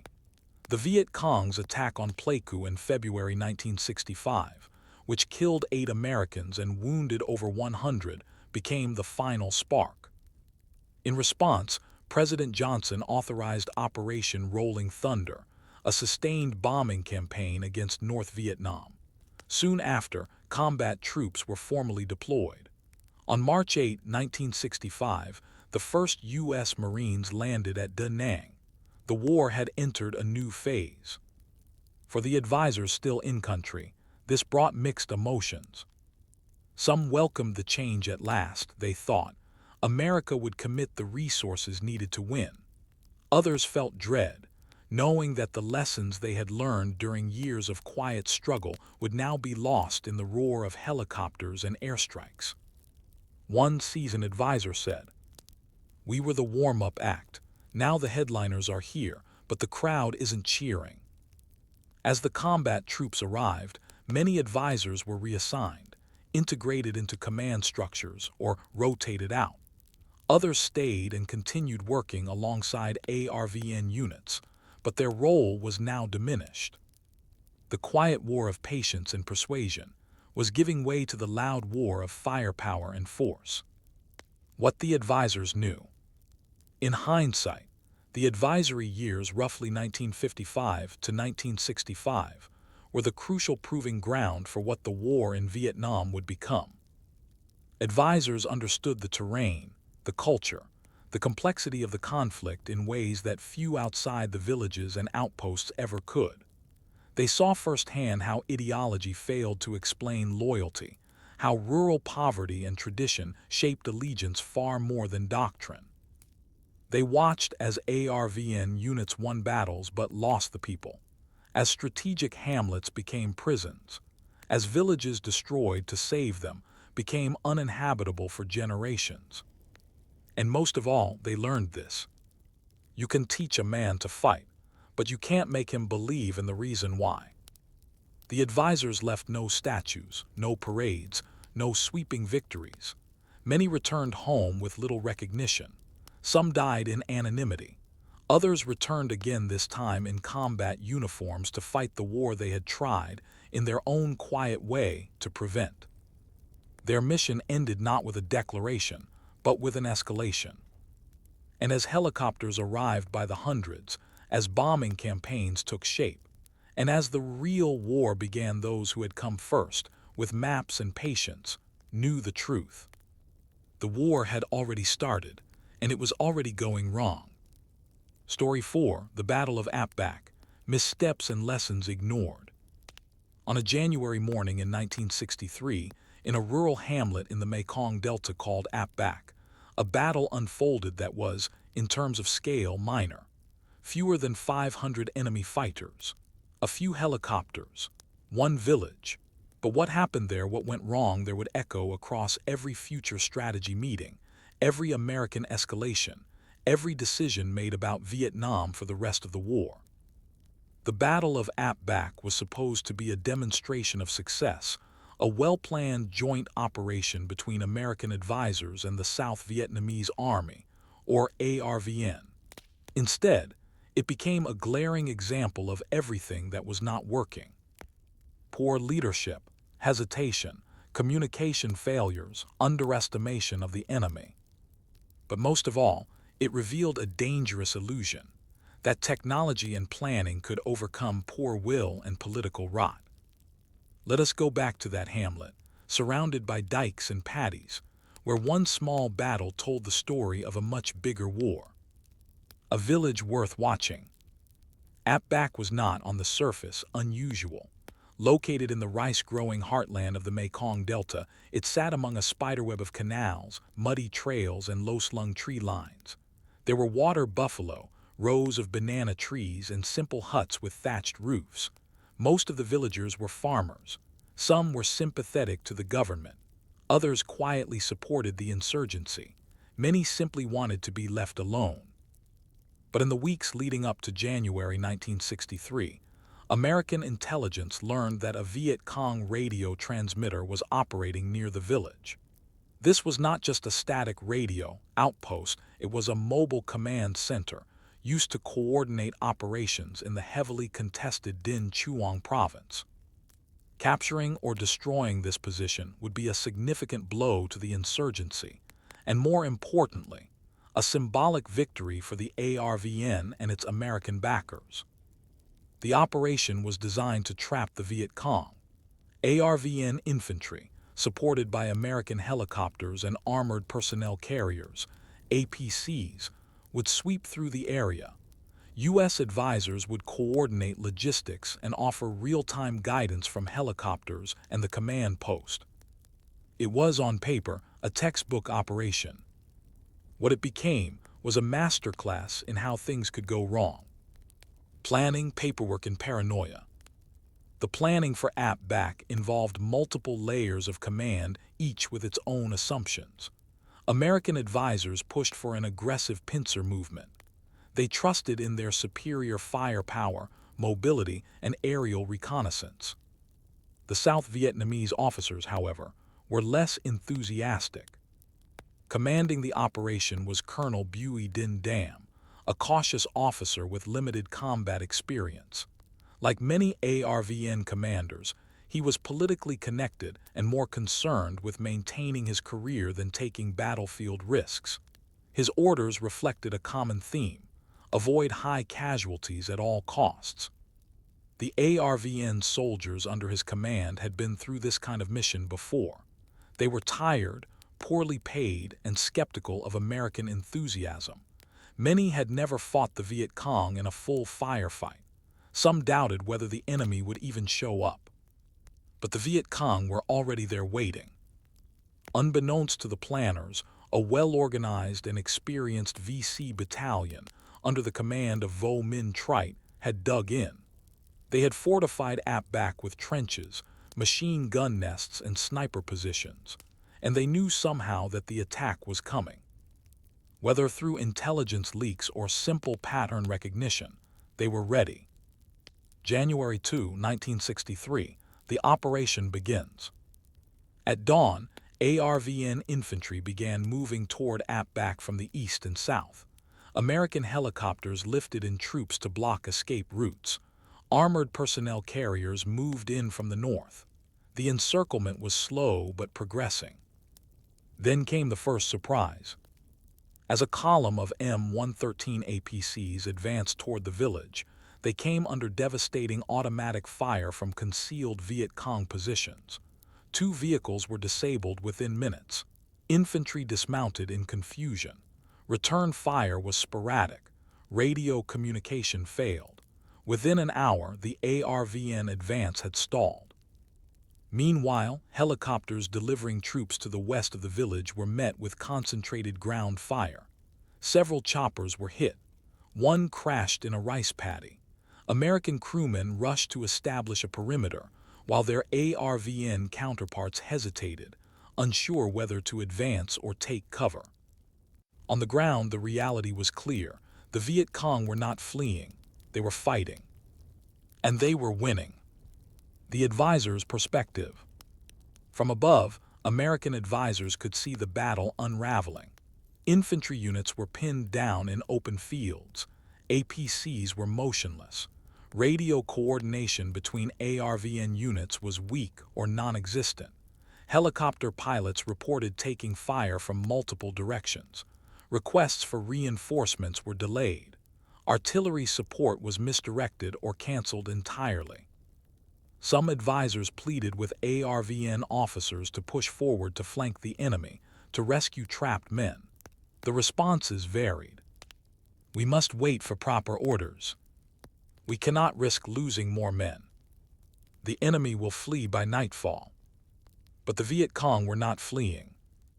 One American advisor, Lieutenant Colonel John Paul Vann, later wrote in his report, "Never have I seen such complete and utter incompetence on the battlefield." Vann, who had been trying for months to improve ARVN combat readiness, watched as initiative was lost again and again. He urged more aggressive action. He radioed for air support. He even considered taking command himself, but as an advisor, he was forbidden.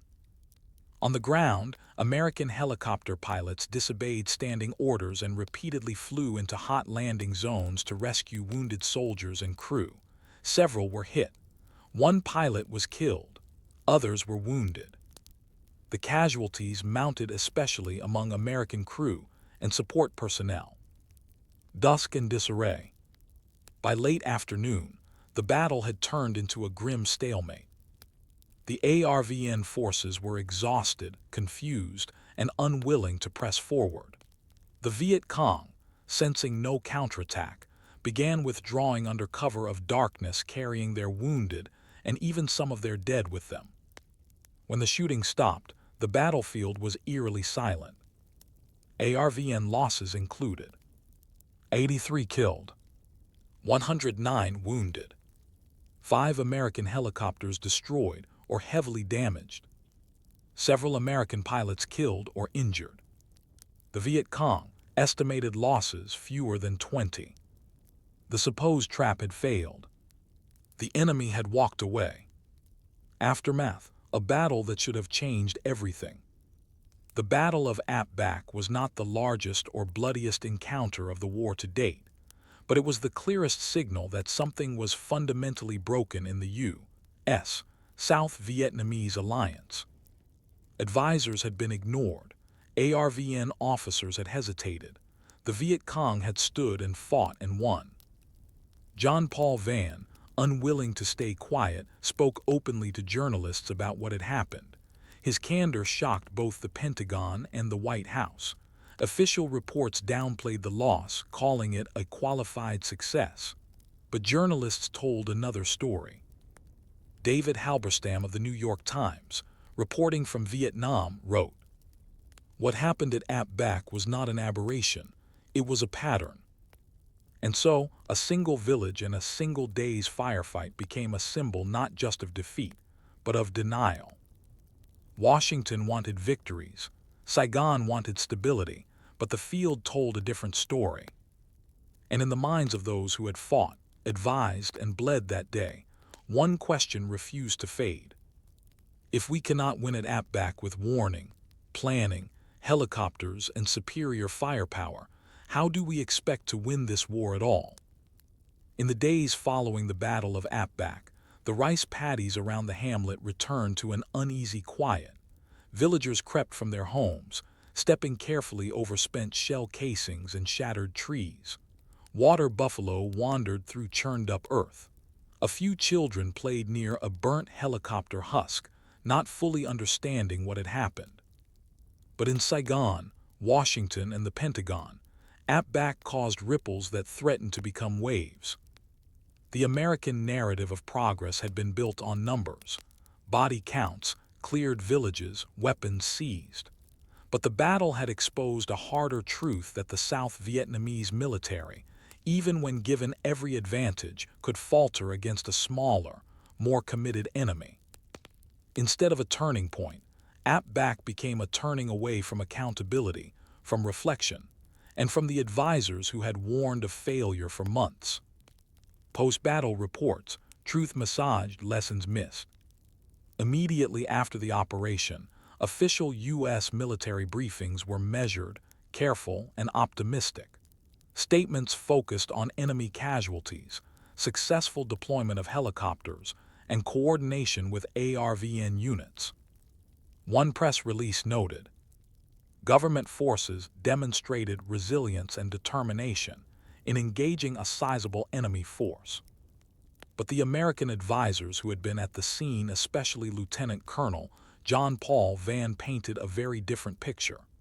In internal memos, Vann described the ARVN leadership as timid, indecisive, and incapable of adapting under fire.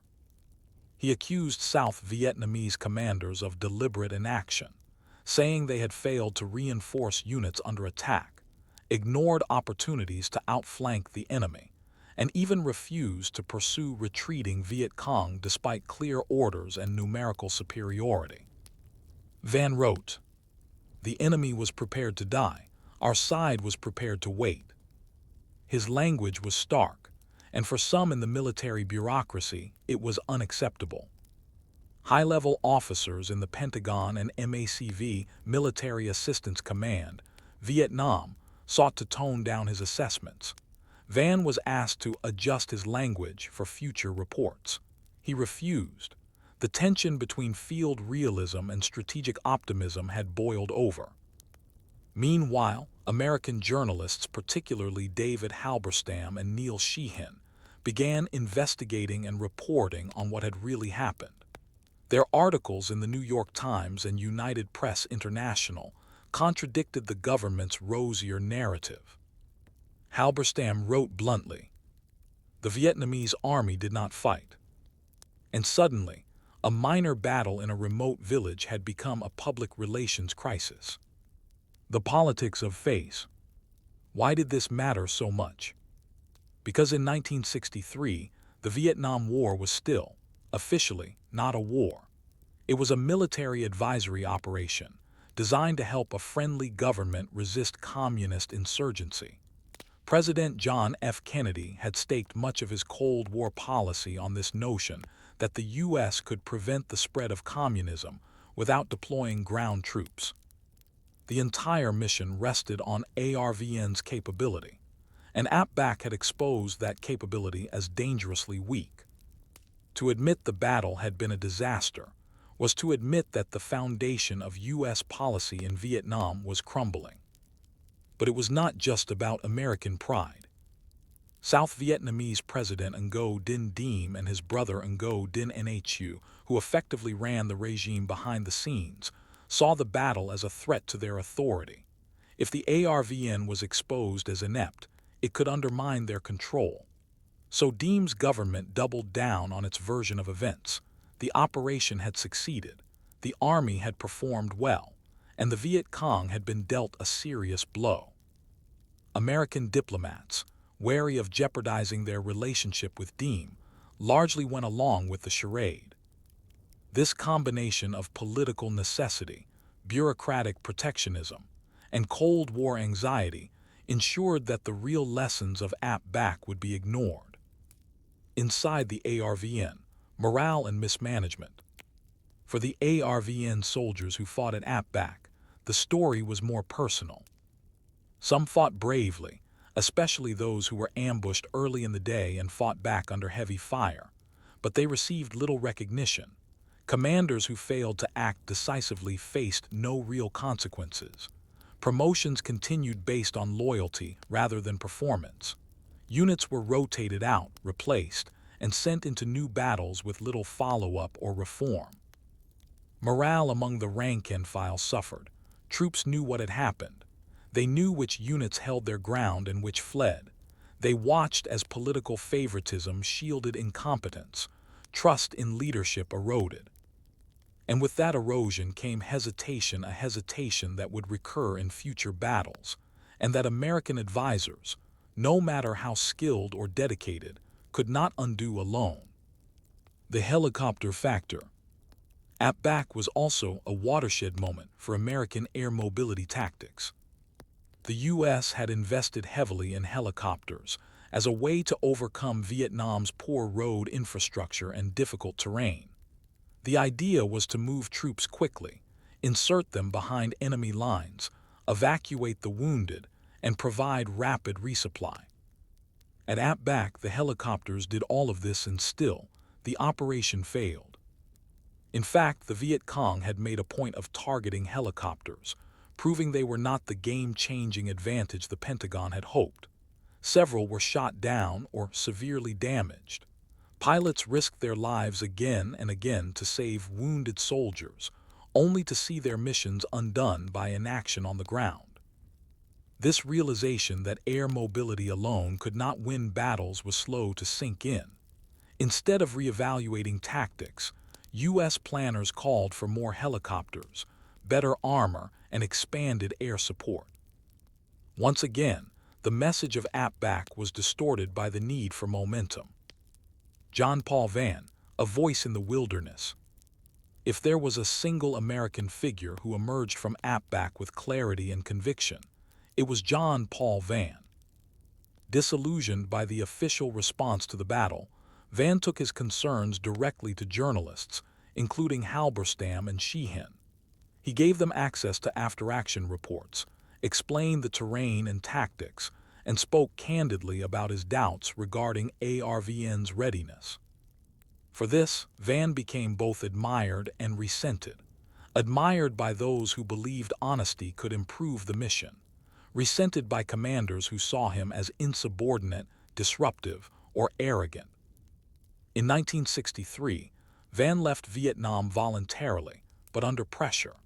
He was offered no further command role in the advisory mission, but he remained deeply invested in Vietnam and would return later in the war as a civilian with the Agency for International Development, AID, eventually rising to high levels of command during the later stages of the conflict.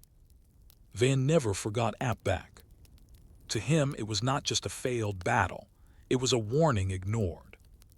One Hamlet, many lessons. The Battle of APBAC revealed more than just military shortcomings. It exposed the limitations of top-down military command when local units lacked initiative, the danger of shaping public narratives to match policy instead of facts, the inability of air power and technology to overcome political and human failures, the critical importance of morale, motivation, and honest leadership. But perhaps most tragically, APBAC showed that the United States had entered a war it did not fully understand, alongside an ally that it did not fully trust, and against an enemy it continued to underestimate. And yet, instead of reassessing, the machinery of war rolled forward. New plans were drawn, new advisors deployed, helicopters repaired, strategy documents updated. But the mud of APBAC clung to every boot that touched Vietnamese soil from that day forward. And in the quiet corners of briefing rooms in Saigon and Washington, where political calculations were weighed against military outcomes, one question should have lingered longer than it did. If we cannot face the truth about one small village, How will we ever face the truth about this war? In the war to come, the one marked by nightly television broadcasts, body counts, and fiery napalm, the name Apbak faded from headlines. Other battles captured attention: Ia Drang, Hugh, Kisan. The names were larger, the numbers higher, the deaths more dramatic. But for those who were paying attention, Apbak was never forgotten. It was a microcosm, a warning, and a quietly damning indictment of a war that had not yet begun in earnest. And for those who had been their advisors, journalists, and even soldiers, it would remain a turning point that wasn't allowed to turn. This is the story of what Apbak foretold, and how that story was allowed to unfold, largely unchanged. Repeating patterns in a growing war. After Apbak, one might have expected an overhaul in training, strategy, or command oversight. Instead, the U.S. military doubled down on its existing framework. Advisors continued their work, now under growing pressure to produce results. New metrics were introduced: kill counts, patrol frequency, villages cleared. These numbers were passed up the chain, eventually landing on desks in Saigon and Washington, where they were filtered, summarized, and sanitized. Meanwhile, South Vietnamese military leadership remained largely intact. Colonel Dam, whose hesitant performance at Apbak arguably contributed to the failure, was not punished. In fact, his career advanced. Promotions in the ARVN were still governed by loyalty to the Diem regime, not battlefield success. The core lesson of Apbak, that no amount of American planning could overcome flawed local leadership and motivation, was not heeded. The U.S. continued to treat South Vietnam's political problems as logistical ones. ARVN units received more weapons. New helicopters were deployed. Combat training programs expanded. New strategic hamlet initiatives were pushed with even more resources. And the Viet Cong, they continued to grow. Bolstered by their symbolic victory at Apbak, they recruited from the countryside, strengthened their political networks, and learned to adapt even faster than before. A U.S. intelligence report from late 1963 noted, enemy morale remains high. South Vietnamese units report lack of local support in contested provinces. The people of Apbak knew why. They had seen the battle. They had watched who stayed and who fled. They had buried the dead. And while the ARVN pulled back and the U.S. told the world it had won a partial victory, the villagers knew the truth. The political fallout and Diem's downfall. The story of Apbak cannot be separated from the fate of Ngo Dinh Diem, the president of South Vietnam. By mid-1963, criticism of Diem's government had become impossible to ignore. The Buddhist crisis sparked by government repression culminated in acts of protest that shocked the world. The most iconic, the self-immolation of Thich Qu letter 1EA3 and GD stroke letter 1E9C, a Buddhist monk, in the center of Saigon. His death, captured in a photograph, became an indelible image of resistance. American confidence in Diem, already shaken by military failures like Apbak, now began to erode politically. John Paul Vann and others had already warned U.S. officials that without fundamental reform, South Vietnam could not survive. Apbak had been Exhibit A now.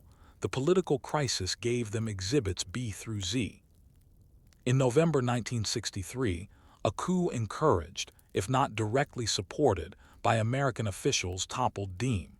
He and his brother Nhu were assassinated. The U.S. hoped that new leadership would bring greater energy and effectiveness to the war. But the result was instability, a series of short-lived governments, each weaker than the last. Apbak had shown that the problem was not just the leadership, but the system, and the system remained unchanged. The advisor's dilemma. In the years following Apbak, many American advisors were rotated back home. Some left the service. Others returned to Vietnam, now in a different war, one that had moved beyond advice into full-scale combat deployment. Those who had been at APBAC carried a unique burden. They had seen the warning signs, written the reports, given the briefings. They had watched failures unfold in real time and had done what they could to correct them. But their insights were not politically convenient. John Paul Vann, perhaps the most vocal and determined of them all, returned to Vietnam in the mid-1960s as a civilian with USAID and later took on increasing responsibility in directing the pacification programs in the Mekong Delta. He never stopped speaking bluntly, even when it cost him allies. Years later, Vann would say of APBAC, "We had all the power but none of the will. The enemy had none of the power but all of the will. That's why they won. That's why we lost." His words would prove prescient. The village that became a lesson. For the villagers of APBAC, the war did not end on January 2, 1963. In the years to follow, the hamlet would be caught in numerous firefights, bombings, and pacification programs. Strategic hamlets were built, then abandoned. Soldiers came and went. The rice still needed planting. The dead still needed burying. Their village became a symbol in American reports, but to them, it was just their home, pulled between two flags and two armies. They survived the only way they could, by saying little, doing what was necessary, and trusting no one completely. Some quietly aided the Viet Cong. Others remained loyal to the Republic of Vietnam. Most, like many civilians throughout the countryside, simply tried to endure. The name APBAC would be spoken in lectures and memoirs, but for those who lived there, it was never a theory, it was memory. The memory of gunfire across flooded paddies, of helicopters bursting into flame, of soldiers bleeding beside banana trees, and of promises that came with uniforms and guns but left with silence. The end before the beginning. APBAC was not the start of America's war in Vietnam, but it was the moment when the path became visible. It showed that superior firepower meant little without decisive leadership. Technology could not substitute for will. A partner government riddled with corruption and fear could not be propped up indefinitely. And that underestimating an enemy with deep local support was not just foolish, it was fatal. Yet these lessons, though obvious to those who fought the battle, were not absorbed by those far from the mud and the fear. Instead, more helicopters were sent, more troops deployed, more battles planned. And as the war escalated into a full-scale American conflict in the years ahead, the men who had survived APBAC watched history repeat itself louder, bloodier, and on a much larger stage. One advisor, reflecting years later, said simply, "APBAC was the war in miniature. We saw the future that day, and we walked straight into it anyway." Story 5, Operation Rolling Thunder, the longest bombing campaign. By early 1965, the war in Vietnam had crossed a threshold. The advisors had warned. The reports had piled up. The South Vietnamese government was unstable and its military uneven at best. The Viet Cong were growing bolder, and North Vietnam, backed by China and the Soviet Union, was supplying arms, training, and leadership. For U.S. officials in Washington, especially those seated in the Pentagon's secure chambers and the West Wing's narrow corridors, the solution seemed to lie not in boots on the ground, at least not yet, but in the air. Bombs, they believed, could do what soldiers had not: compel North Vietnam to stop supporting the insurgency, break their will, and demonstrate American resolve. It would be precise, calculated, and escalatory by design, not an invasion, but a signal. Not war exactly, but warning. And so began Operation Rolling Thunder, an aerial campaign that was supposed to last a few weeks. Instead, it would go on for 3 years, becoming the longest sustained bombing campaign in American history, dropping over 643,000 tons of explosives on a country smaller than California. It began with optimism and strategy. It ended with wreckage and regret. And all along the way, it changed the war and the land forever. The spark, Pleiku and presidential resolve. On February 7, 1965, Viet Cong sappers attacked the U.S. airbase at Pleiku in South Vietnam's Central Highlands. The raid was brief but devastating. 8 Americans killed, over 100 wounded, and aircraft destroyed or damaged. President Lyndon B. Johnson, already feeling pressure from hawks in Congress and the military, seized on the attack as a justification to begin punitive airstrikes against North Vietnam. 2 days later, American planes bombed military targets near Dong Hoi. Johnson approved the first phase of what would become Operation Rolling Thunder, arguing it was a measured response, a way to show strength without committing ground troops en masse. The goal, he insisted, was to undermine North Vietnam's ability to support the Viet Cong, boost ARVN morale by demonstrating American resolve, persuade Hanoi to negotiate. Privately, Johnson expressed doubt. In a conversation with his advisors, he said, "I don't think anything is gonna be as bad as losing, and I don't see any way of winning." But still, the planes were sent. The bombing begins. The first sustained missions began in March 1965. Flying out of bases in Thailand and aircraft carriers in the Gulf of Tonkin, U.S. Navy and Air Force pilots struck at what were called military and logistical targets: bridges, supply depots, radar installations, and later, roads, power plants, and oil storage tanks. At first, there were restrictions. No strikes within 30 miles of Hanoi or 10 miles of Haiphong. No bombing near the Chinese border to avoid provoking China. Targets had to be approved through multiple levels of bureaucracy. These restrictions frustrated military planners, who viewed them as political micromanagement. Pilots sometimes returned from missions having been unable to hit targets due to last-minute changes. Still, the intensity grew.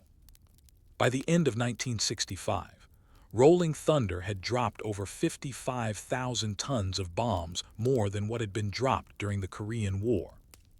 But the North Vietnamese did not bend. The enemy's response: dig in, disperse, adapt. Contrary to American expectations, the bombing hardened North Vietnamese resolve. Hanoi's leadership, including Ho Chi Minh and General Vo Nguyen Giap, used the air raids as a rallying cry. They framed the campaign not as punishment, but as imperialist aggression, a second colonial war. Propaganda spread. Villagers dug trenches. Children memorized slogans. The Vietnamese government evacuated cities, moved factories underground, and dispersed military assets into rural areas. Supplies were transported at night, hidden under foliage, or moved by hand, bicycle, and ox cart. And from the very beginning, the U.S. struggled to find enough valuable targets. North Vietnam had a small industrial base. There were few bridges or railways. It was a country built on human endurance, not machines. As a result, Rolling Thunder often hit the same targets repeatedly or expanded to more ambiguous ones. Civilians were inevitably caught in the crossfire. A bomb intended for a radar station might miss by 100 meters and destroy a school or a temple. Pilots flying at high altitudes struggled to distinguish military targets from villages. Reports of civilian casualties began to trickle in, first denied, then reluctantly acknowledged. As one American officer admitted, "When you bomb a jungle, the jungle doesn't care. But when you bomb a village, the people do." The view from the cockpit. For the American pilots flying Rolling Thunder missions, the war was a strange combination of routine and terror. They took off from gleaming airfields in Thailand or floating carriers, ate hot meals, were briefed in English with satellite photos. Then, within an hour, they were diving into the most heavily defended airspace in the world. North Vietnam responded to the bombing by installing surface-to-air missiles, SAMs, with Soviet help. Radar-guided and deadly, these missiles turned the skis into a killing zone. Anti-aircraft artillery, AAA, covered likely flight paths. Fighters from the Vietnamese People's Air Force engaged American planes in daring dogfights. The loss rate was staggering.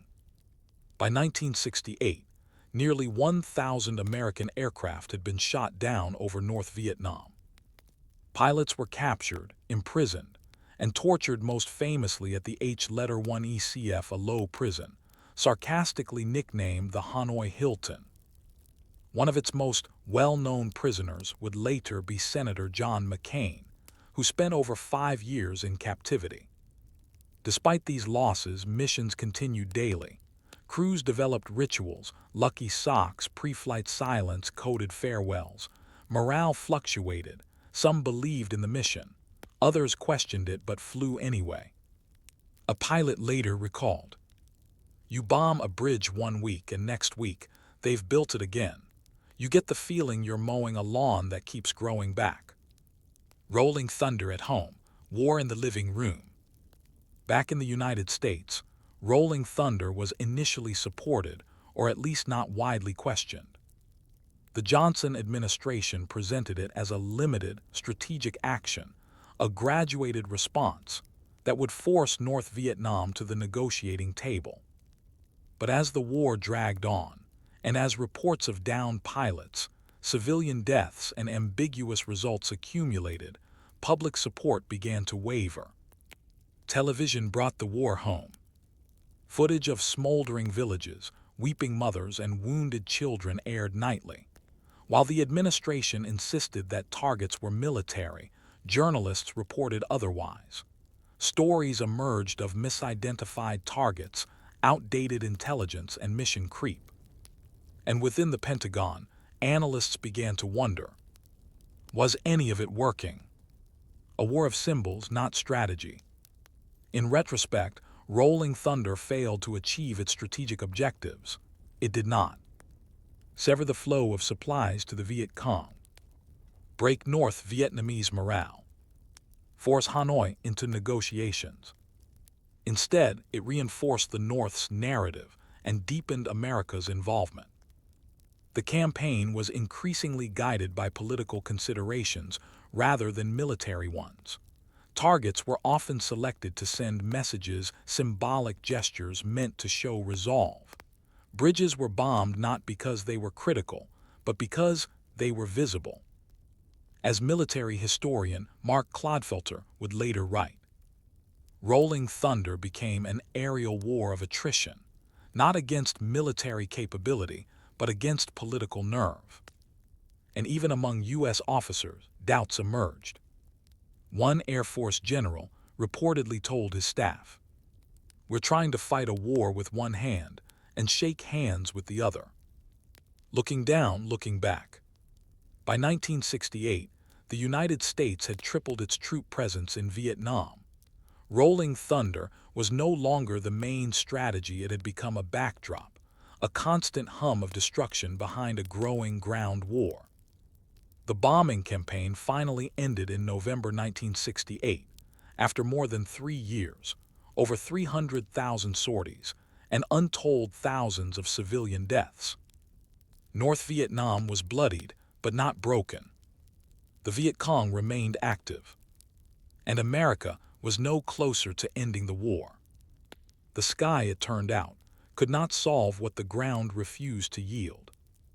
And as B-52s returned to their hangars and maps were cleared of red circles, one simple question remained among pilots, planners, and prisoners alike. If bombs couldn't end the war, why did we think more of them would? As Operation Rolling Thunder entered its second year in 1966, its tempo increased, its missions expanded, and its losses mounted. What had begun as a calculated warning to North Vietnam became a grinding campaign of repetition. The same bridges were bombed again and again. Supply depots reappeared in the same locations. Roads cratered by napalm were repaired overnight. And with each sortie, each destroyed runway or cratered rail line, the United States found itself not closer to victory, but deeper in confusion. The bombs kept falling, But the war on the ground where hearts and minds were supposed to be, one continued to go the other way. Micromanagement from the top. One of the defining features of Rolling Thunder was the unusual level of political oversight. Unlike previous air campaigns in other conflicts, where generals set the strategy and targets, civilian leaders in Washington hand-picked individual bombing targets in Vietnam. Every week, targets were submitted to President Lyndon B. Johnson's National Security Council, reviewed by Secretary of Defense Robert McNamara, and passed through a web of Pentagon, White House, and State Department scrutiny. Johnson himself reportedly reviewed some target lists personally down to bridges, supply lines, and marshalling yards, often vetoing or delaying attacks for fear of hitting civilians or provoking China or the Soviet Union. Military commanders were frustrated. Pilots were sent on missions that changed last minute. Restrictions hampered tactical decisions. Some targets were declared off-limits entirely, especially near the Chinese border, where an errant bomb could trigger a wider war. A retired Navy pilot later commented, "You'd fly 6 hours to hit a truck stop, but couldn't hit the trucks because they were parked too close to a pagoda." This level of control wasn't incompetence, it was fear. The shadow of the Korean War loomed large. Johnson and his advisors worried that too aggressive a bombing campaign might lead to direct Chinese or Soviet intervention, as it happened when U.S. forces approached the Yalu River in 1950. And yet, by trying to fight with limits, the U.S. achieved neither destruction nor deterrence. The resilience of the enemy. From Hanoi's perspective, Rolling Thunder became not a campaign of terror but a proof of resolve. Every bomb crater was framed as evidence of American imperialism. Propaganda posters showed heroic peasants standing atop rubble, defiant against American air raids. Radio Hanoi broadcast daily updates of U.S. bombings, but always framed them as unsuccessful, cowardly, and futile. The North Vietnamese adapted quickly. Anti-aircraft weapons were moved frequently to avoid detection. Fake targets, including dummy bridges, fake trucks, and decoy fuel tanks, were constructed to absorb bombs. Transport systems became decentralized. What once relied on trains and trucks was now moved on foot or by bicycle. Women and teenagers were drafted into repair brigades, often fixing roads and rail lines within hours of a bombing run. And most significantly, the air campaign only deepened North Vietnam's determination. While American planners believed that strategic bombing could shatter enemy morale, as it had arguably done in World War II, they misunderstood the nature of their opponent. The North Vietnamese leadership had survived colonialism, Japanese occupation, civil war, and famine. Bombs were not going to break them. If anything, they confirmed their narrative, that they were the David to America's Goliath. As Ho Chi Minh reportedly said, "You can kill 10 of my men for every one I kill of yours, but even at those odds, you will lose and I will win." On the ground, collateral damage and civilian cost. Despite claims of precision, Rolling Thunder inflicted heavy civilian casualties. Even in its early phases, American aircraft were dropping unguided bombs, dumb bombs, from high altitudes. Accuracy was poor. Villages were often indistinguishable from supposed military targets. Forests, farmland, and homes were obliterated in the pursuit of enemy supply lines. Villagers in Quang Binh and Anh Ghi and provinces, the most heavily bombed areas, spent months at a time in makeshift bunkers dug beneath their homes. Entire generations grew up underground. Children were taught to run toward shelter at the sound of jet engines. Fields went unplanted. Families were fragmented. And when the bombing shifted toward the Ho Chi Minh Trail, the elaborate network of paths and roads running through Laos and Cambodia, those countries, too, became unintended victims. The U.S. never formally declared war on Laos, but by 1967, It had made it the most heavily bombed country per capita in history. Some 2 million tons of bombs were dropped on Laos alone, many of them cluster munitions, which left unexploded submunitions that continue to injure and kill civilians even today. In Vietnam, these losses were often left out of official reports. The focus remained on tonnage dropped, missions flown, trucks destroyed. But for the people beneath the flight paths, the war was not measured in metrics, but in missing limbs, empty rice bowls, and smoking craters where schools once stood. The psychological toll on pilots. For American pilots, Rolling Thunder became a mental endurance test. Unlike bombing missions in World War II, where objectives were often clear and progress visible, Rolling Thunder felt circular. The same targets, the same missions, the same enemy radar and missiles. Pilots flew in tight formations, often under fire, sometimes without fully understanding the purpose of the mission. They knew the bridges would be repaired. They knew the supply lines would recover. And yet, they kept flying. Prisoner of war stories were known men like John McCain, James Stockdale, and Jeremiah Denton had already been captured and were reportedly enduring beatings, isolation, and indoctrination.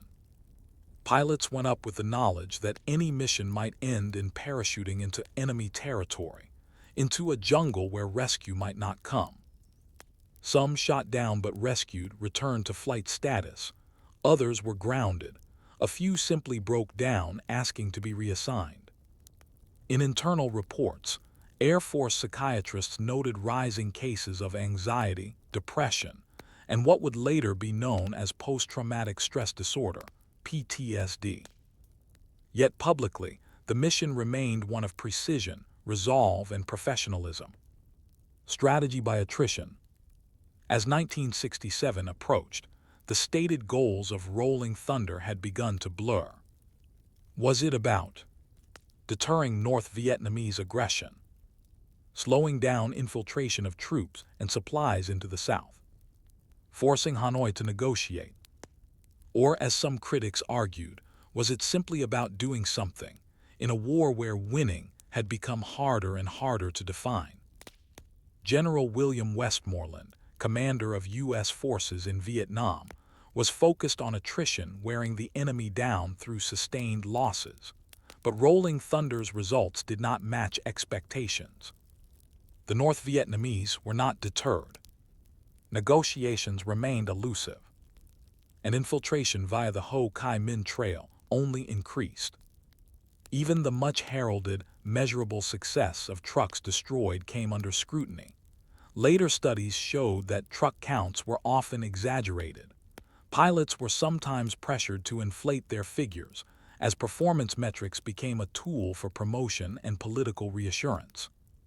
Inside the Pentagon, some planners began to voice concern. McNamara, once the architect of American escalation, grew visibly disillusioned. In late 1967, he submitted a memo to President Johnson suggesting that bombing North Vietnam had not achieved its objectives, and that negotiated settlement should become the priority. Shortly after, McNamara announced his resignation. What the villages remember. For the North Vietnamese, the bombs never stopped. In villages like Than Hoa, Vinh, and Dong Hoi, families passed down stories of the bombings.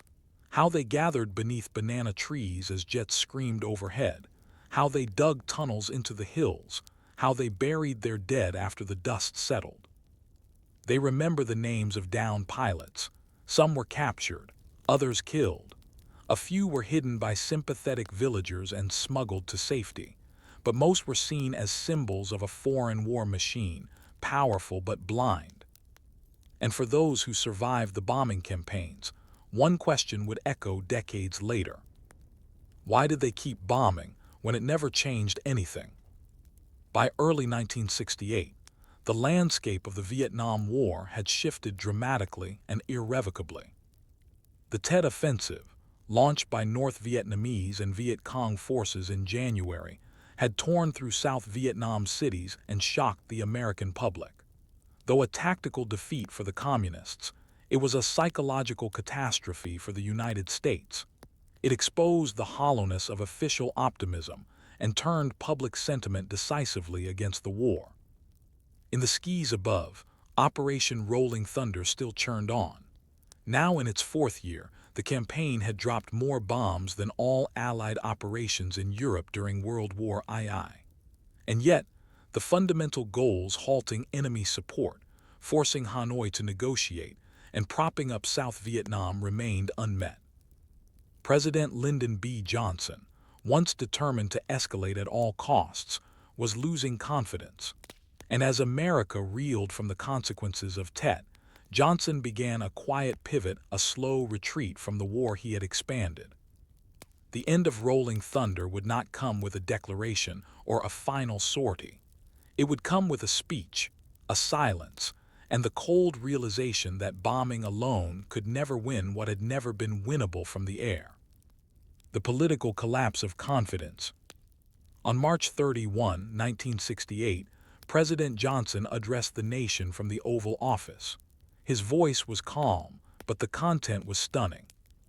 He announced a partial halt to the bombing of North Vietnam, limiting it to areas near the DMZ. The goal, he said, was to create space for negotiations.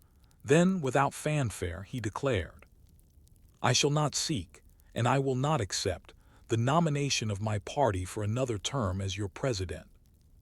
It was a moment of political collapse. Johnson, whose entire presidency had become defined by Vietnam, was stepping away not just from re-election, but from ownership of the war itself. Operation Rolling Thunder, still active in the restricted zones, was now a lame duck. Within months, American priorities began to shift. Peace talks began in Paris, though slowly and with limited effect. And as 1968 drew to a close, the final missions of Rolling Thunder were flown in relative quiet. On November 1, 1968, the bombing campaign officially ended. There was no victory lap, no decisive battle, no surrender or strategic turning point. The campaign simply stopped as quietly as it had begun, with no measurable success to show for its staggering scale. What it cost. The toll of Operation Rolling Thunder was vast, but unevenly borne. Bomb tonnage and material losses. Over 643,000 tons of bombs were dropped on North Vietnam. The cost of the campaign reached approximately $900 million USD, equivalent to over $7 billion today. Nearly 1,000 American aircraft were shot down, with hundreds of pilots killed or captured. Human cost. Civilian casualties in North Vietnam are estimated between 50,000 to 180,000, though exact numbers remain elusive. Thousands more were maimed, displaced, or psychologically scarred. In Laos and Cambodia, where portions of the Ho Chi Minh Trail passed, entire regions were devastated without formal declaration of war. Environmental impact. Forests were shredded. Farmland was poisoned or cratered. Infrastructure, though largely rebuilt with Soviet and Chinese assistance, remained crippled for years. And most significantly, none of the campaign's strategic objectives were met. The North Vietnamese continued to support the insurgency. The Ho Chi Minh Trail adapted, rerouted, and expanded. The South Vietnamese military remained dependent on U.S. support. No meaningful negotiations resulted from the bombing alone. The failure of air power as policy. In its post-mortem analyses, the Department of Defense and independent historians reached a consensus. Rolling Thunder was a failure of strategy, not just tactics. It was a campaign conceived in the belief that air power could serve as a political tool, a pressure valve, a symbol of resolve, a non-invasive way to send a message. But Vietnam was not a war of factories and oil fields. It was a war of jungles and ideology, of villages and resilience. The assumptions behind Rolling Thunder were fundamentally flawed. that North Vietnam's leadership would behave like Western rational actors under pressure, that a peasant-based economy could be crippled from the sky, that sustained bombing would break morale instead of hardening it, that escalation could remain controlled, that each new target added would not provoke new resistance. The result was not victory, but what military theorist Harry Summers later called a triumph of quantity over understanding. Voices from the aftermath. Some of the loudest critics of Rolling Thunder were those who had participated in it. Pilots returned home with medals but little satisfaction. One Air Force colonel, reflecting years later, wrote, "We flew bravely and with skill, but we flew blind. We fought a war designed by committees, and in the end we bombed a country back into the Stone Age and still didn't win." John Paul Vann, the former advisor who had witnessed APBAC and later worked on pacification in the South, remarked in 1970, "We tried to destroy the will of a people who had survived 2 centuries of invasion. That's not war, that's noise." And from Hanoi, the victory was not one of weapons, but of outlasting the Americans. In his final years, General Giap, the architect of Vietnam's military strategy, would tell journalists that Rolling Thunder was proof that they did not understand our people. The legacy of Rolling Thunder. Though Rolling Thunder ended in 1968, its legacy would echo for decades. In Vietnam, the North emerged battered but more united. The South saw an intensification of American ground operations. The destruction of infrastructure slowed economic recovery long after the war ended. In the U.S., the campaign contributed to the deepening of the anti-war movement. It exposed the limits of technology in asymmetric warfare. It marked the beginning of a crisis of faith in government, especially as media reports contradicted official statements. The phrase "Rolling Thunder" would later be borrowed by veteran motorcycle groups, symbolizing not strength, but remembrance for those who fought, those who died, and those whose war was never truly understood. In military academies and strategic circles, Rolling Thunder is now taught not as a model, but a cautionary tale. A sky gone quiet. When the final American bombs fell in November 1968, there was no celebration in the villages below. The forests were silent, the fields cratered. Families returned to half-ruined homes. Children no longer fled at the sound of engines overhead. But the scars remained. And in the jungles of Laos, in the rice paddies of North Vietnam, in the ruins of bridges and the ghost outlines of roads, the silence left behind by Rolling Thunder was heavier than the noise. The campaign had tried to bend history with steel and flame. But as the dust settled, the lesson was simple. You cannot change the ground by commanding the sky. Story 6. The Draft and the Reluctant Soldier.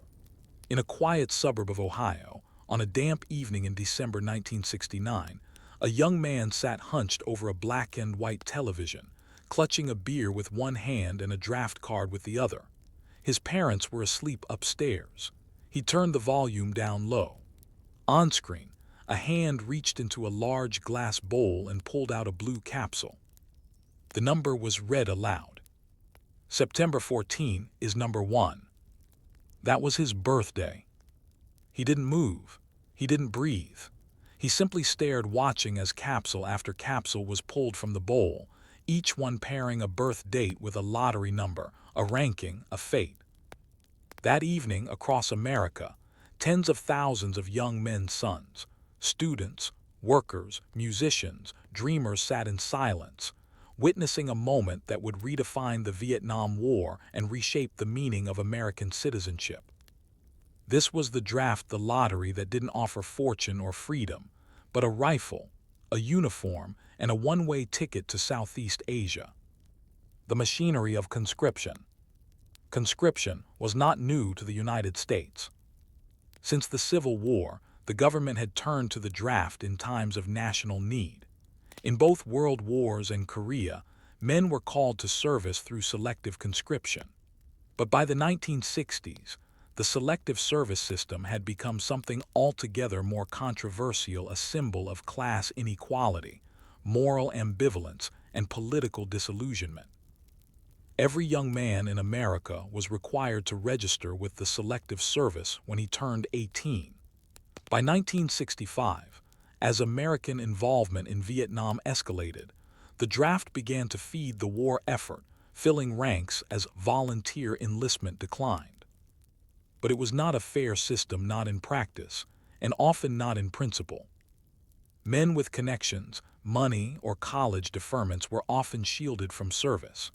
Those who couldn't afford to delay college or lacked the knowledge to navigate the bureaucracy were the first to be called.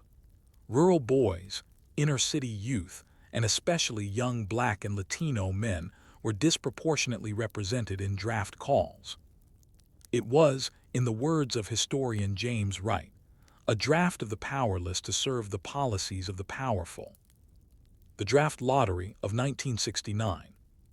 By the end of the 1960s, public anger about the war and about the inequities of the draft had reached a boiling point.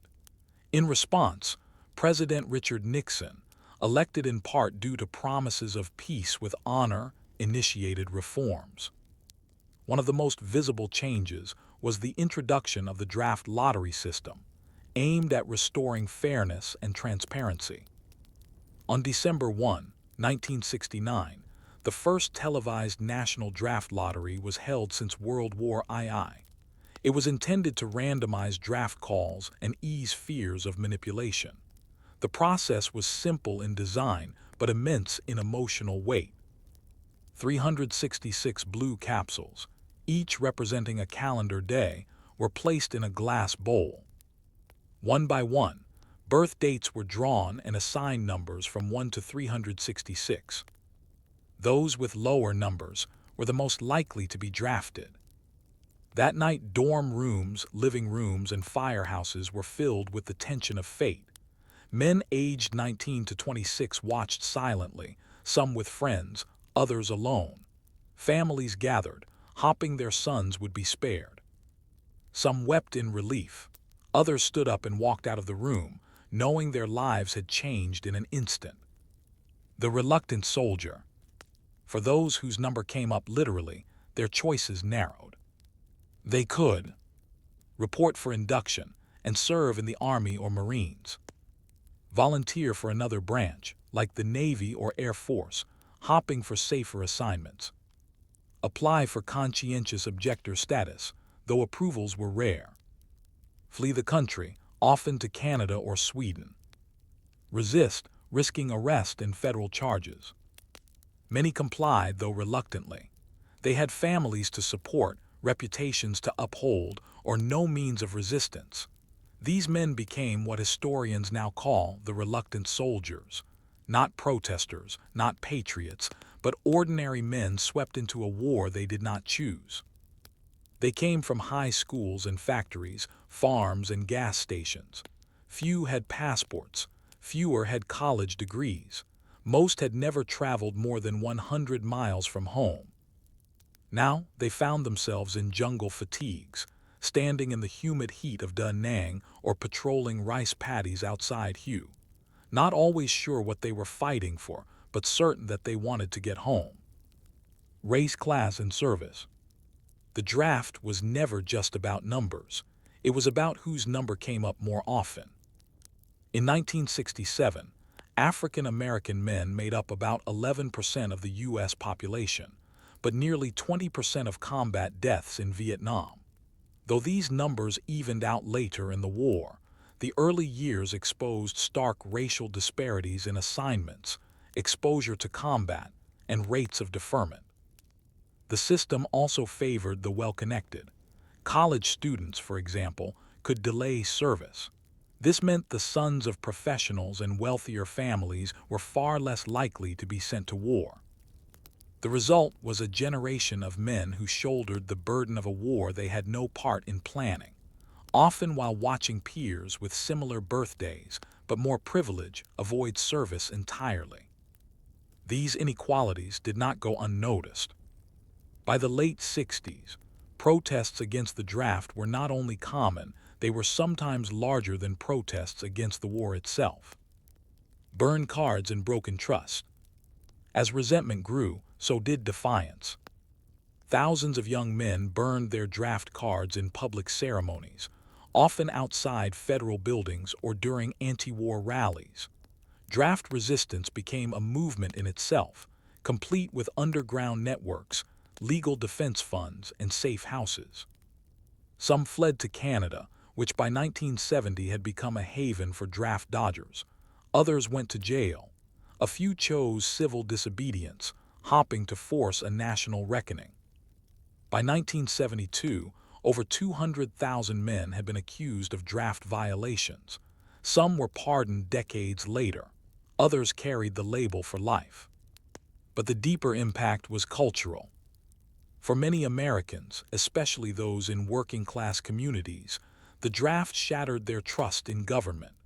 The war might have been distant, but the draft was a letter in the mail, a knock on the door, a bus ride to basic training. It was personal, it was bureaucratic, and it was inescapable. The war they fought. The reluctant soldiers who answered the call didn't just join a war, they entered a moral wilderness. Unlike previous conflicts, Vietnam offered no clear front, no secure rear, and no universal mission. Soldiers patrolled hamlets by day and defended fire bases by night. They were asked to distinguish between farmers and fighters, often based on dress, accent, or instinct. They faced ambushes, booby traps, and invisible enemies. In many cases, they did not understand the language, the terrain, or the politics. And for many, their greatest fear wasn't dying, it was returning home to indifference, or worse, contempt. Unlike World War II veterans who were greeted with parades and admiration, many Vietnam draftees returned to silence, or protests, or accusations. Some tried to blend in, bury the uniform, and move on. Others formed tight-knit veterans groups, clinging to shared experience. A few, broken by what they'd seen and done, fell through the cracks, haunted by guilt, trauma, or addiction. Ordinary men, extraordinary decisions. In the end, the story of the Vietnam draft is not just about politics or policy. It's about millions of individual decisions made under pressure in real time by people barely out of adolescence. It's about the man who reported for duty, fought in the Mekong Delta, and came home to an empty VFW hall. It's about the student who fled to Montreal and waited decades for a pardon. It's about the protester who burned his draft card and served 2 years in federal prison. It's about a nation that forced its youth to choose between conscience and compliance, and then forgot to thank them either way. On that December night in 1969, when the first capsules were pulled from the glass bowl, no one could have predicted the long shadow that moment would cast. The draft would end in 1973, conscription would be replaced by an all-volunteer force, and the Vietnam War would eventually fade into textbooks and footnotes. But for those whose numbers were called, and for those who answered, the memory lingers. What do you do when your country demands a sacrifice you never agreed to make? They arrived in waves, on buses, on trains, in groups of 2 or 3 carrying government-issued manila envelopes, small suitcases, and the uncertain weight of what came next. For many, it was their first time leaving their hometowns, let alone sleeping beside strangers, answering to drill instructors, and being told, quite plainly, that they now belonged to the U.S. Army. Boot camp wasn't meant to prepare draftees for thoughtful reflection. It was designed to break down the individual and build a soldier out of whatever remained. For the reluctant draftee, this process was jarring. They hadn't signed up willingly. They didn't wake up one morning driven by patriotism. They had been called, and now they were expected to fight. Learning to kill by the book. In the stark barracks of Fort Benning, Fort Dix, Fort Leonard Wood, and dozens of other bases across America, young men were transformed on paper into riflemen. For 8 weeks and later extended to 16 for those bound for combat, draftees were marched, shouted at, disciplined, and drilled in the art of war. They learned how to disassemble and reassemble an M16 rifle in seconds, how to move silently in jungle terrain, how to recognize booby traps and enemy ambushes, how to administer basic first aid for gunshot wounds and shrapnel. They were taught to act without hesitation, to obey without question, and to rely on their unit above all else. But beneath the salutes and cadence calls, a deeper unease simmered. Many of these men raised on post-war optimism, taught to trust in government, community, and the rule of law, found themselves preparing for a conflict they didn't understand and often didn't believe in. They listened to rumors from returning GIs. They watched news footage of burning villages. And yet, each day they were told that they would bring order to chaos, democracy to the jungle. Still, questions lingered. What if I don't want to kill anyone? What if I freeze when the shooting starts? What am I really doing this for? These questions weren't answered in the barracks. They were answered later, in the red clay of Vietnam, or not at all. Arrival in Vietnam, a different world. The moment the plane doors opened in Da Nang, Bien Hoa, or Tan Son Nha Hut, the heat hit them like a wave. Vietnam didn't look like the country they'd seen on the maps in high school. It smelled of diesel fuel and rotting vegetation. It sounded like insects, helicopters, and sometimes distant explosions. Everything was dense, unfamiliar, and tense. Unlike previous wars, there was no front line in Vietnam. The war was everywhere and nowhere. Draftees arriving in 1966, 1967, or 1968 were often thrown directly into active units to replace casualties. Some were in-country less than 72 hours before being sent on their first patrol. They quickly learned that the enemy didn't wear uniforms. The man who smiled at them in a village during the day might lay a tripwire at night. The child who waved might be carrying a grenade. Fear became constant, yet strangely dull. Danger didn't come from dramatic firefights, though those happened. It came from the hidden, from the unexpected. Punji stakes concealed under leaves. Tripwire grenades hidden along jungle trails. Ambushes launched by invisible attackers who melted away before they could be engaged. The reluctant soldier adapted or didn't. In the bush, the rhythm of the reluctant. A typical day in the bush for a line infantryman involved long, slow patrols slogging through jungle, rice paddies, or dusty paths under the sweltering sun. They carried 60-80 pounds of gear: rifles, ammunition, water, food, a shovel, medical supplies, and grenades. They walked in formation, spaced out to minimize losses from ambush or mines. They barely spoke. Every step was measured, every sound assessed. Their lives depended not on courage, but on attention. When firefights erupted, they were sudden, chaotic, and terrifying. Bullets cracked through trees. Claymore mines exploded. Radios screamed for support. Artillery might rain down, or it might not. And sometimes, when the shooting stopped, they found nothing: no enemy bodies, no clear objective gained. They counted the wounded. They marked the dead. And then they moved on. The war within, morale and meaning.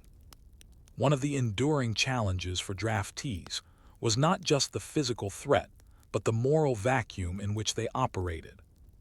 Many soldiers didn't know why they were there, beyond vague mentions of stopping communism or defending South Vietnam.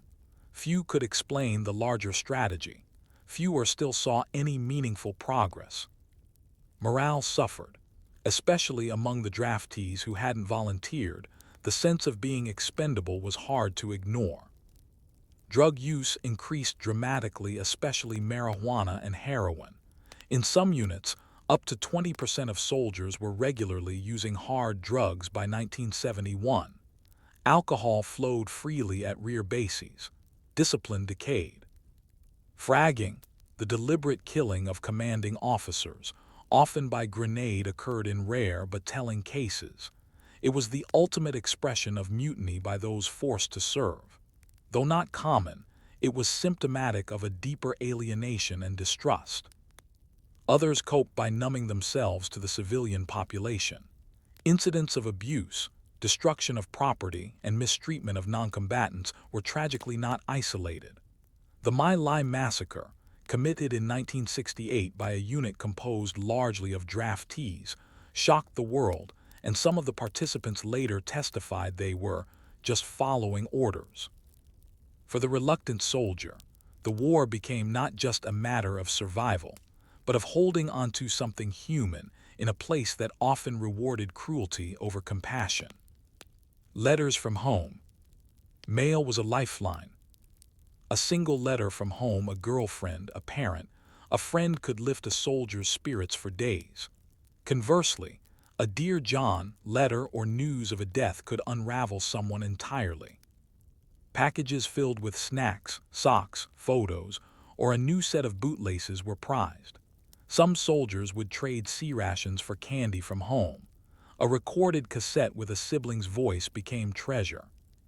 But with each envelope also came the reminder of what was missing: a normal life, safety, the possibility of growing old. For the draftee who never wanted to serve, every letter from home confirmed a sense of displacement, of being a stand-in, a substitute on a battlefield he never wanted to walk. Getting short, the countdown.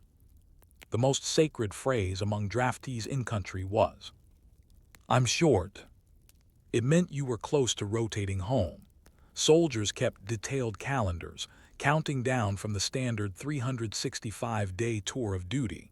Some carved notches in rifle stocks. Others kept small notebooks, ticking off each patrol survived. As the number got lower, some soldiers grew more cautious, opting to avoid risk, hopping to avoid tragedy in the final days. Others became reckless, hopping to finish with glory or simply numbness. Surviving didn't guarantee peace, but it offered the possibility of escape from the heat, the fear, and the burden of decisions made far away by men who would never walk a mile through elephant grass. What was the mission? As 1970 approached, the war's goals grew murkier. President Nixon had initiated Vietnamization, the process of withdrawing American troops and turning combat duties over to South Vietnamese forces. But the jungle didn't care about policy. The bullets didn't stop for speeches. Draftees in the final years of the war often described a growing sense of futility. They didn't talk about winning, they talked about surviving. They weren't fighting for ideology or for Saigon. They were fighting for the men next to them, their squad, their platoon, their friends. And when those friends were killed, they were buried quietly, remembered briefly, and replaced swiftly. Between duty and doubt. By the time they boarded the Freedom Bird home, the charter flights carrying troops back to the U.S., the reluctant soldiers had survived one of the most disorienting wars in American history. Some returned home and tried to reintegrate. Some stayed quiet for decades. Some couldn't hold jobs or relationships or themselves together. But one question hung over many of them, never fully answered. If I wasn't willing, does it still count as courage? The war they fought wasn't theirs, but the memories, raw, scattered, and heavy, were. For many reluctant soldiers, the moment they stepped off the plane back on U.S. soil was not a moment of victory, it was a moment of confusion. There were no parades, no brass bands, no ticker tape, no handshake from a grateful nation. Instead, there were silent stares, uncomfortable glances, and in some cases, outright hostility. At airports in San Francisco and Seattle, returning soldiers were warned not to wear their uniforms outside. Not for safety from physical danger, but to avoid being spit on, taunted, or judged. They came home from the jungle and the fire bases, from the agony of uncertainty and moral compromise, to a country that had, in many ways, already turned the page. This was not the homecoming of the greatest generation. This was something else entirely. A new kind of veteran. By 1972, the draft was winding down. President Nixon's policy of Vietnamization had shifted more of the fighting to South Vietnamese forces, and U.S. troop numbers were falling. The all-volunteer force would replace the draft entirely by 1973. But the men who had been drafted in the years before, those who didn't volunteer, who didn't want to go, were now navigating their return home. Many were still in their early 20s. They had spent a year or more patrolling rice paddies, dodging snipers, or guarding bases in distant provinces. Now they returned to college campuses full of students who had protested the very war they had just fought. Job markets unprepared to support combat veterans, especially those without degrees. Families who didn't quite know what to say. They were not always welcomed into American Legion halls. Some older veterans of World War II saw Vietnam vets as different, conflicted, political, even tainted by the controversy of the war. And the draftees themselves, many simply wanted to forget, or blend in, or be left alone, struggling with silence. What separated Vietnam from previous conflicts wasn't just how it was fought, it was how it was remembered, or more accurately, how it was. Many returning draftees reported that they never spoke about their service, not to family, not to friends, sometimes not even to themselves. Some never unpacked their duffel bags. Some boxed up their medals and stored them in basements. Others buried uniforms in the trash, fearing they would mark them as participants in something the country wished to disown. This silence was not passive, it was protective.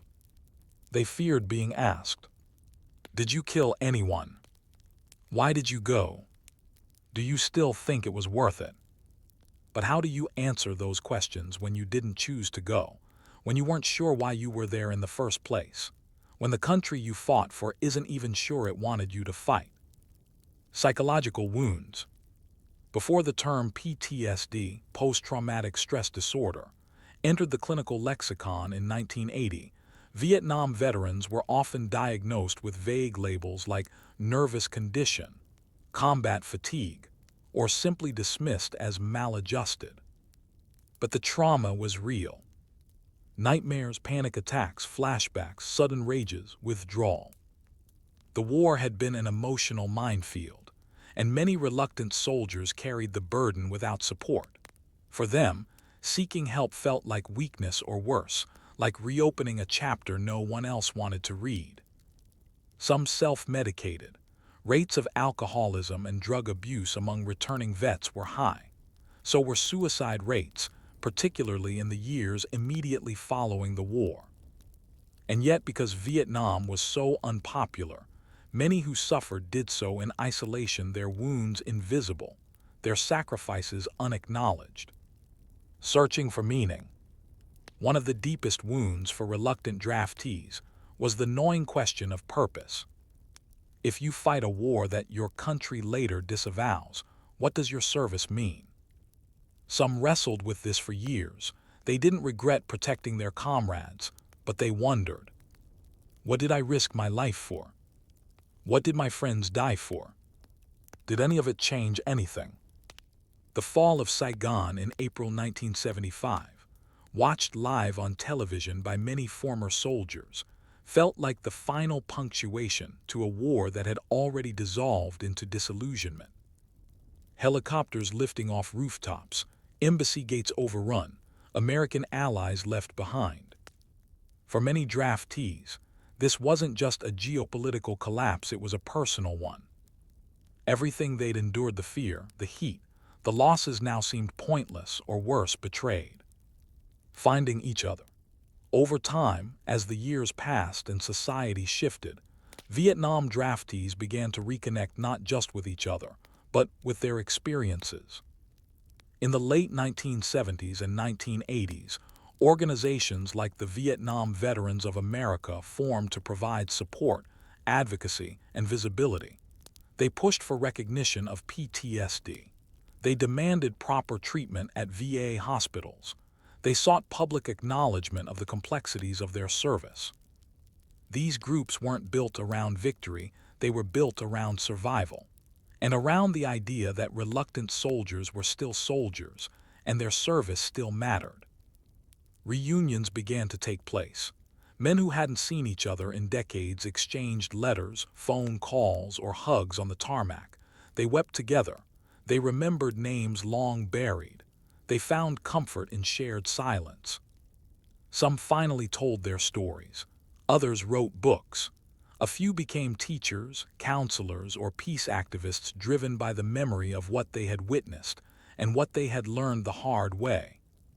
A new kind of respect. In recent decades, public attitudes toward Vietnam veterans, especially draftees, have softened. Memorials like the wall in Washington, D.C., helped change the narrative. As Americans traced names etched in granite, many began to recognize not the politics of the war, but the people who lived through it. The inscription says it clearly. They answered the call. It doesn't say whether they agreed with it. And perhaps that is the truth that makes the reluctant soldier so important to history, not because of valor or ideology, but because of what they reveal about duty in a flawed world. They remind us that sometimes people do what is asked of them not out of agreement, but out of obligation. And that deserves reflection. The legacy of the drafted. The end of the draft in 1973 did not erase its legacy. Over 2 million men were drafted during the Vietnam era. Many returned home to lives of quiet normalcy. Some never recovered. A few became public figures. Most remained anonymous. But their story is essential because it is the story of those who had no choice, yet still carried the burden. It is the story of a nation asking its citizens to serve without clarity, to suffer without recognition, and to return home without thanks. It is also the story of resilience, of endurance, of making sense out of something senseless. And so, as we consider the Vietnam War not just as a political or military event, but as a human experience, we must ask, what does it mean to be drafted into a war your country doesn't fully believe in, and to come home to a country that no longer believes in you?